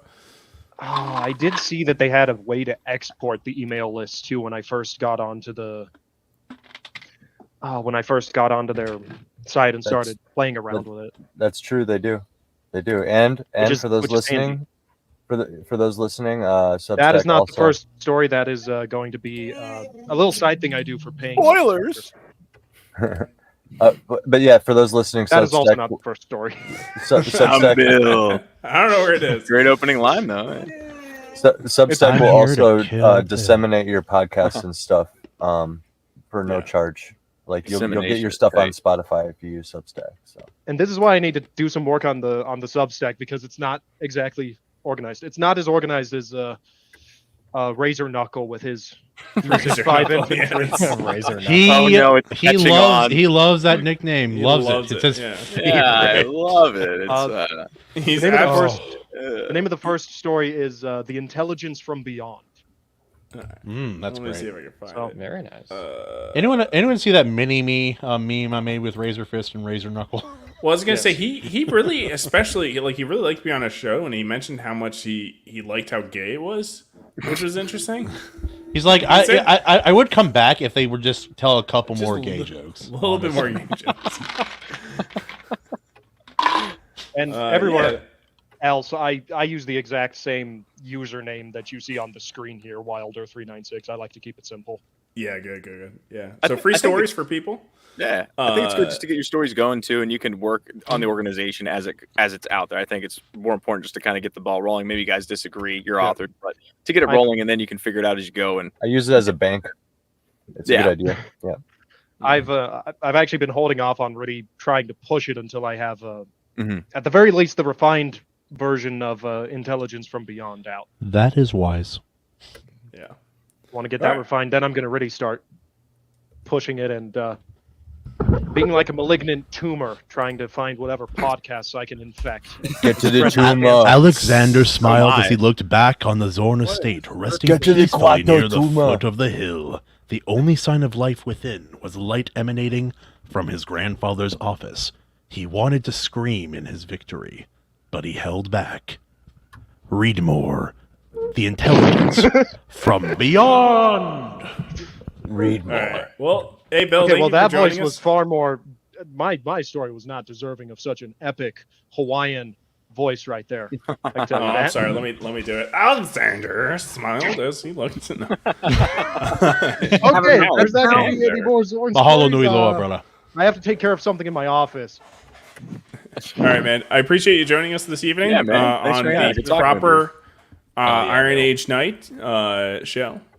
It's nice not just being a tool in the chat. Yeah. No, man, the chat's a fun time. The chat is fun, but I prefer my tools in person. Are we truly Thank you. tools of Iron Age Knights? Read out, you just asked if you're a tool. Of Iron course Age the answer is yes! Okay. Well, you're on the much proper better show. response is for us all to one by one say, "I am Retardicus." I am Retardicus. Royce is gay. Oh. We're all retarded. I am retarded.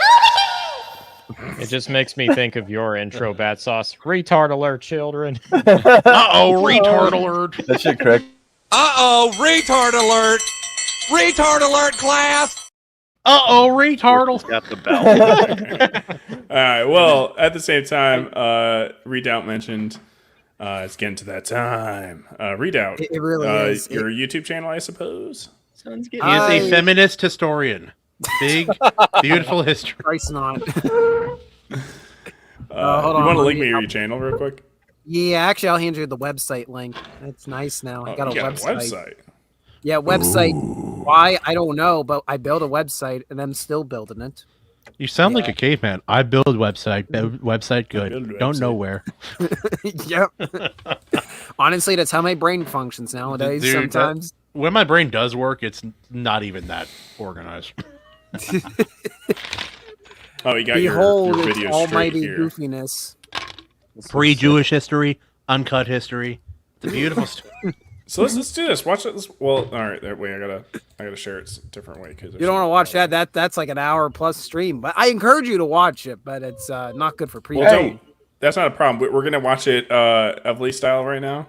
Oh. So 19 times speed. Yep, 2x speed. That's okay. This is how oh my god, so wow.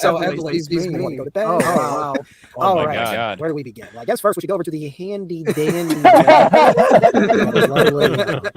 tear maker. Okay. I didn't even share the page. I didn't even share the page. Oh, you got a whole tier system of history. Oh, I know where they're at. I'm If I get to Provincial Valley, writing I'll figure out where he's at. So You know what's funny? It's we're like echoing on all fronts. your volume is the exact same pitch and everything as this video, so you can't tell what you're talking about. Yeah. I couldn't tell a single difference. Yeah. There's a slight I am so confused right now. We stumbled into the For those who don't. Oh, is there another echo? Oh man, every time I hear it- double echo. Now that's what I call an echo, children. For those not in the know, Justin likes to watch everything in 2 times speed, including me. In 2 times speed, I sound like Ben Shapiro. It pisses me off. It depends how fast you talk. That's all. If you talk like slowish, then it's gonna go. So here's the website. Readout Productions is the YouTube channel, website. I don't know what you call it, the project that I devote any and all free time I have. It's about history. We preserve history through videos. We go on site to historic locations to discuss historic events that happened there. Most notably, we've done several episodes about the Battle of Gettysburg. there was a whole video about the Irish Brigade at Gettysburg, which surprisingly did pretty good. I'm pretty happy with it. So if you want to get a sample of what my videos are like, That's really I'd niche recommend checking historically. out I'm proud of you. the niche. Yeah. the niche. And we do live streams. Currently, they're Thursdays at 7:30 p.m. Eastern Standard Time with the hilarious title Uncut History, which Kahuna just cannot get enough of. I can't. It's pre-Jewish history. Yeah, dude. I've been making this joke for like a year now. Uncircumcised history? Well, you know, it's funny. Like pre-Jewish history. When I was in Italy, we went to like all these museums that had the sculptures, right? And like there'd be like, depending on the time, there'd be just missing dicks off of all of the sculptures. And I guess it's like a huge project because I guess it's like there's a period of time where they're like, yeah, this is inappropriate. So they just chipped off all the dicks on them, and now they're trying. Now there's like a box of dicks. They did preserve the dicks. There's a restoration movement to put the fallacies back on. I was gonna say there's just some weird gay collector in Europe, just like, and here are all my penises. Yes. Oh, they're trying to match cock. They're trying to match up the penises with the old statues. Too girthy. Oh, circumcised. No. They should take bets on it, like have 3 of them where they know which one's right. And like, which one do you think it is? Like, some kind it's blindfolded too. Oh, yep, I remember this one. Well, some of them have been repaired. You can like tell that it's been like re-put together. That's going to be even more embarrassing in the conversation. Future. In the future, hey guys, archaeologists will be like, "This dick was broken off," and then they like saved it, and then they put it back. What happened here? Yeah, then they saved it. Yeah, I'm just thinking of Goonies. Surprisingly, history is fun. Questions. Oh, what's up? Oh no, about the dick thing. I have several questions. Yeah, I'm an expert. I can't believe you saved my dick. Proud owner. Well, okay, look, history is really important. It also is absolutely amazing to help you when you're writing stories. We were supposed to talk about that on one of our videos, we just didn't have the time.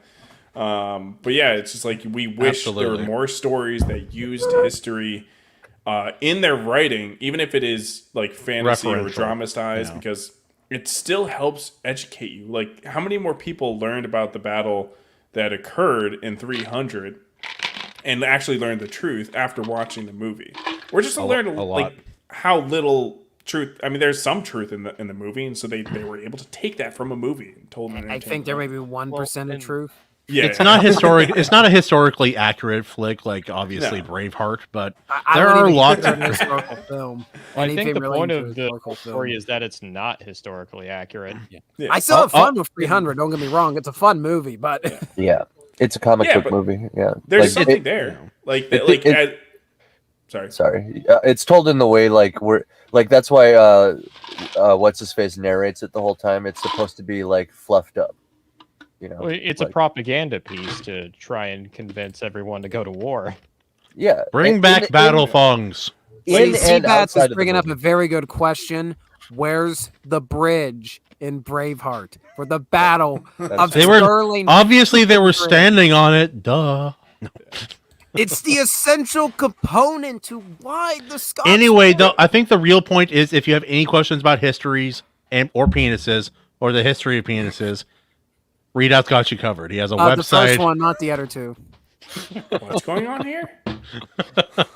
I defer the other two to somebody else in this panel, not me. Yeah. Before we depart, hit the videos link. The videos link on the website. You'll see why. I have a cool little feature I've been working on. So that is showing you all of the episodes of Retracing History that we have thus far and where they were all filmed. So it gives you an idea dope, dude. How far we've cool. traveled. Yeah, that's cool. We've not gone out of the Mid-Atlantic region yet, but you can see we're starting to get further down into deep in Virginia, and we did a few videos back earlier in the year around the Philadelphia area. All right, we so did guys, not go into Philly. So you could come to Hawaii. Hey, this is where they died of disease. If you draw a little circle here and then pinpoint right about where we can probably guess Readout lives about right about here. Yeah, you're not far off the mark. Where's the exact center? That's not a closely held secret as Evelyn knows. It's a good part of the country. That's all I'll say. It is. There's mountains and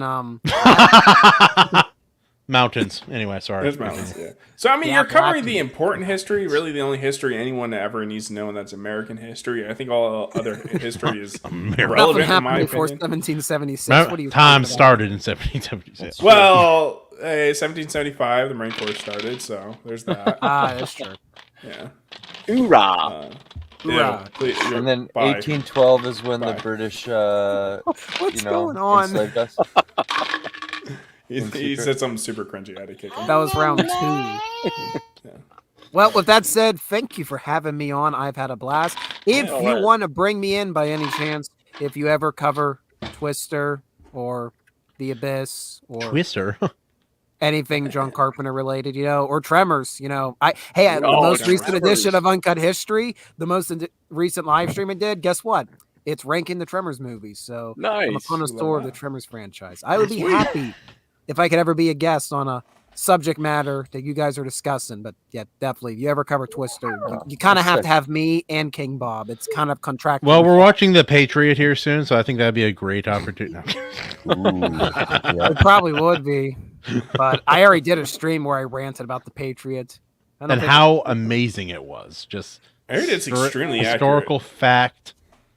100%. That's how it was. That's how it happened. Out of here. No, we're not talking about the Patriot. He stabbed his opponent with the American flag. That doesn't get any more American. It's a cool image. I can't get over the inaccuracies. I just can't. I'm sorry. Is it better? Oh wait, fine. Last question: is it better or worse than Braveheart in regards to accuracy? Oh God, that's a hard probably the Patriot in terms of accuracy. I can't believe I'm saying this. As an overall depiction of the Revolution is probably better than an overall depiction of the first Scottish War of Independence. Yeah. You heard it. More accurate. Just cut off the quote there. They're both horrible. Their accuracy is atrocious. But if I had to choose, I'm like, I feel the Patriot at least has some bones of the American Revolution, where the Scottish War of Independence. I'm like, nah. If you want a good movie about the Scottish Wars of Independence, go check out The Outlaw King. That was pretty good. But is Mel Gibson shirtless in that movie? There is no Mel Gibson because William Wallace is dead, and they bring that up in The Outlaw King. The Outlaw King's kind of like, it's not a sequel to Braveheart, but it's about the same subject matter, so they do make mention of events that you know about in Braveheart. Yeah, so it's a good companion piece, and it's far more accurate.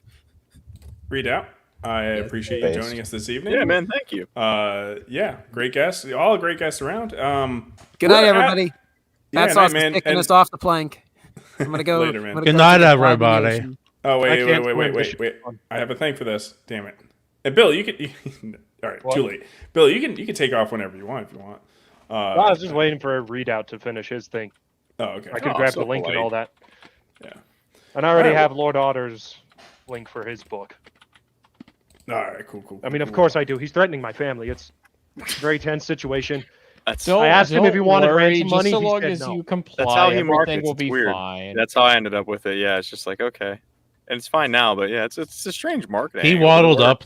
He looked up at me. I patted the top of his head. He's like, "You want a buck?" I'm like, "Sure, why not? What's the worst thing that could happen? Take this buck." Anyone listening right now, we are, I believe, 2 subscribers off of 60. So no, we already hit 60. Moving on. Oh, we did. Yeah, really? it's delayed for the person with subs. So. Whoa. The subscriber dances do this. I like that. Congratulations. Wait, all our millions of fans are asking. They're asking for Justin to twerk for subs. Is that a thing? What is a twerk? What does that mean? Us to 100 subs. With that, I am gonna go. All right. sorry, Bill. Yeah, we are just about at the. Auf Wiedersehen. Wait, I got something for you. I got something for you. Oh, he's got something. Yeah. Just let me whip this out. Just wait. Just wait. You build the suspense. Chester, do it. I don't know where it is. If you keep doing that, something you do not want is going to happen to you with 100% certainty. Certainty. And he ran. I just noticed the thumbs up in the corner. That makes it so much better. That's great. Yeah, All I've got to say is, I'm going to say it again. Don't threaten me with a good time. But all right, Otter, I did tell you to share your book in the private chat, but you haven't yet. So yeah. Just 1 second. That's honestly my bad. Wag. Why is Wag? Plus, a lot of weasels are. What just the hell was that wog? Wag. Yeah, is he here? It's the only thing I'm I down got. for the WOG. Is that a banner? Wog. It is a banner. No, that was weak. It was like it is. I know where it is like, now. Cool. Wog link is in private chat. All right. All right. I'm great. How are you? See, all right. I mean, we talked about this book before, but we can talk about it again. We got The Curse of the Star Rates. Steel and Stormbright. I'm talking. Do you guys hear? I can still hear his voice sometimes. All right, Otter, give us your rundown of this book. Well, if you like swords and sorcery, in the vein of Conan the Barbarian, if you've read anything along the likes of that or Fafhrd and the Grey Mouser, I think you might enjoy this one. It is a story about two brothers who are off against the world. It is a story of brotherhood, high magic, adventure, and of course, athletic tits. There's quite a bit to it, and there's some great artwork inside from Neutron Boar and Umbrella Cat. Yeah, I can't believe you released this almost a year ago. It feels like it was just a couple months back. I know time flies. I'm very, very relieved to say I'm pretty far into the second book already, over halfway through beta reader feedback, and I'm getting some artwork commissioned. So pretty much getting everything together, and chances are, I think the second book will be a Kickstarter project. Oh, cool. Nice. Yeah, I'm thinking about doing a Kickstarter for myself, but for the audiobook. Oh, that'd be sweet. Yeah, and that's understandable. Audiobooks they can get very expensive. Yeah, but there are ways, and again, hopefully sometime here soon we're going to have more narrators than just Son of Sonnet. Because he is excellent, but he is doing everyone's projects. It's insane. It's so good. It's like Brandon Sanderson. He uses the same two narrators for everything, and I'm like, not for most of their stuff, and I'm just like, it drives me crazy sometimes because I'm like, they have really good voices, but at the same time, I'm like, dude, I can't listen to these voices again for another couple hours. I know what you mean. You're wrong, but and that lady, her man voice sounds like this. Like, oh, I'm a man. I don't have a brain. You just can't do audiobooks there, Justin. I will say I've done a little bit of beta reading for the second book in Otter's Webitor, and his writing is already more than a step and a half above the writing in this book, and I really enjoyed this book. Yeah. So yeah, only a couple of chapters in too. I know. Dude, yeah. And Neutron Boar nailed this cover. Hard. Oh yeah, absolutely. Raw. I would say I've said in the book Steel uses a spear quite often. I'd like to see a spear represented. He uses a knife too. He actually steals a knife. Yeah, but he uses a spear more. He just wants more spear representation. Oh, okay. I'll be sure to add that into the second book. Yeah, we can just add Battsauce wants more long spears in there. I get it. Not enough. Not a big enough length of wood for his. Uncut spears. They have to be uncut. Uncut. I like the nice long poking device. Okay then. Who doesn't? Yeah. All right. But yeah, no, excellent book with another great one on the way. Yes, certainly. Let me get that posted in lay chat. Oh wow, that's a long URL. Okay. Excuse me. All right. Well, guys, we can push it another hour, or I am dead, dude. I was working in the hot sun and horse shit all day. I'm done. Yeah, I just want to get a little vibe check. Our audience or our guests are starting to whittle out too as well. So, hopefully this isn't the last time we pillage the Iron Age Knights. I feel like we're gonna take his show. We're gonna wear it like our neighbor's pants. You'll never see it coming. We're gonna break into your neighbor's pants. What? It works. Don't think about it, Morty. We're gonna break into your water weasel. late, You don't but have to alright. wear pants.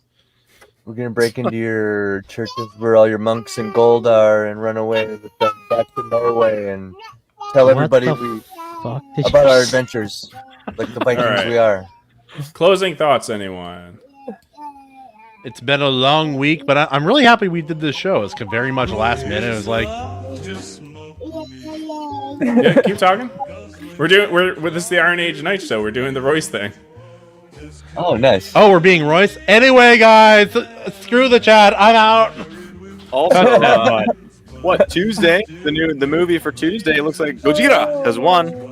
So Gojira! So Tuesday we're gonna talk about a big lizard or a guy in a suit. Anyways, Based. I'm curious to see this movie. I'm very very curious. You're going to be bored out of your skull, but it's a great movie. In 1.5x, nothing's that boring. I swear to God. Every AC, what you got?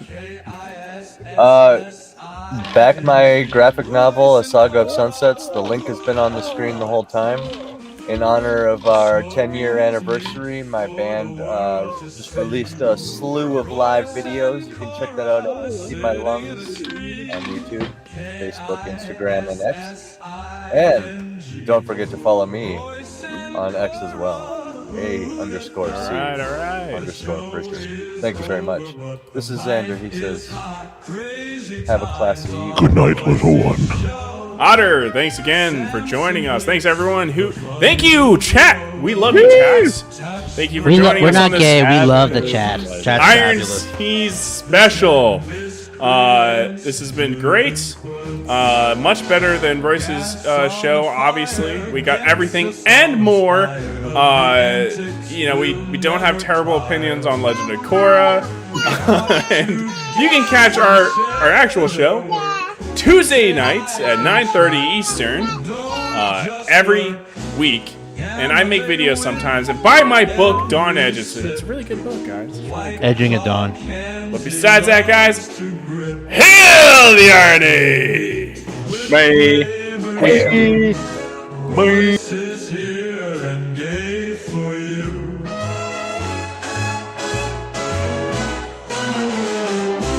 Anime with every sip, White Claw cans he loves to grip, smoking meat with flavor true. Royce is here and gay for you. Royce and Cora sitting in a tree. K-I-S-S-I-N-G. Royce and Cora, who'd have thought? The show is over, but the mic is hot. Crazy times on Royce's show. Samson believes the fun will grow. Touch the button and share some sense. The chat miscreants, delinquents. So many legends come and hang, but they all cringe when roasted grill. Smoking meat with flavor true. Rice is here and gay for you.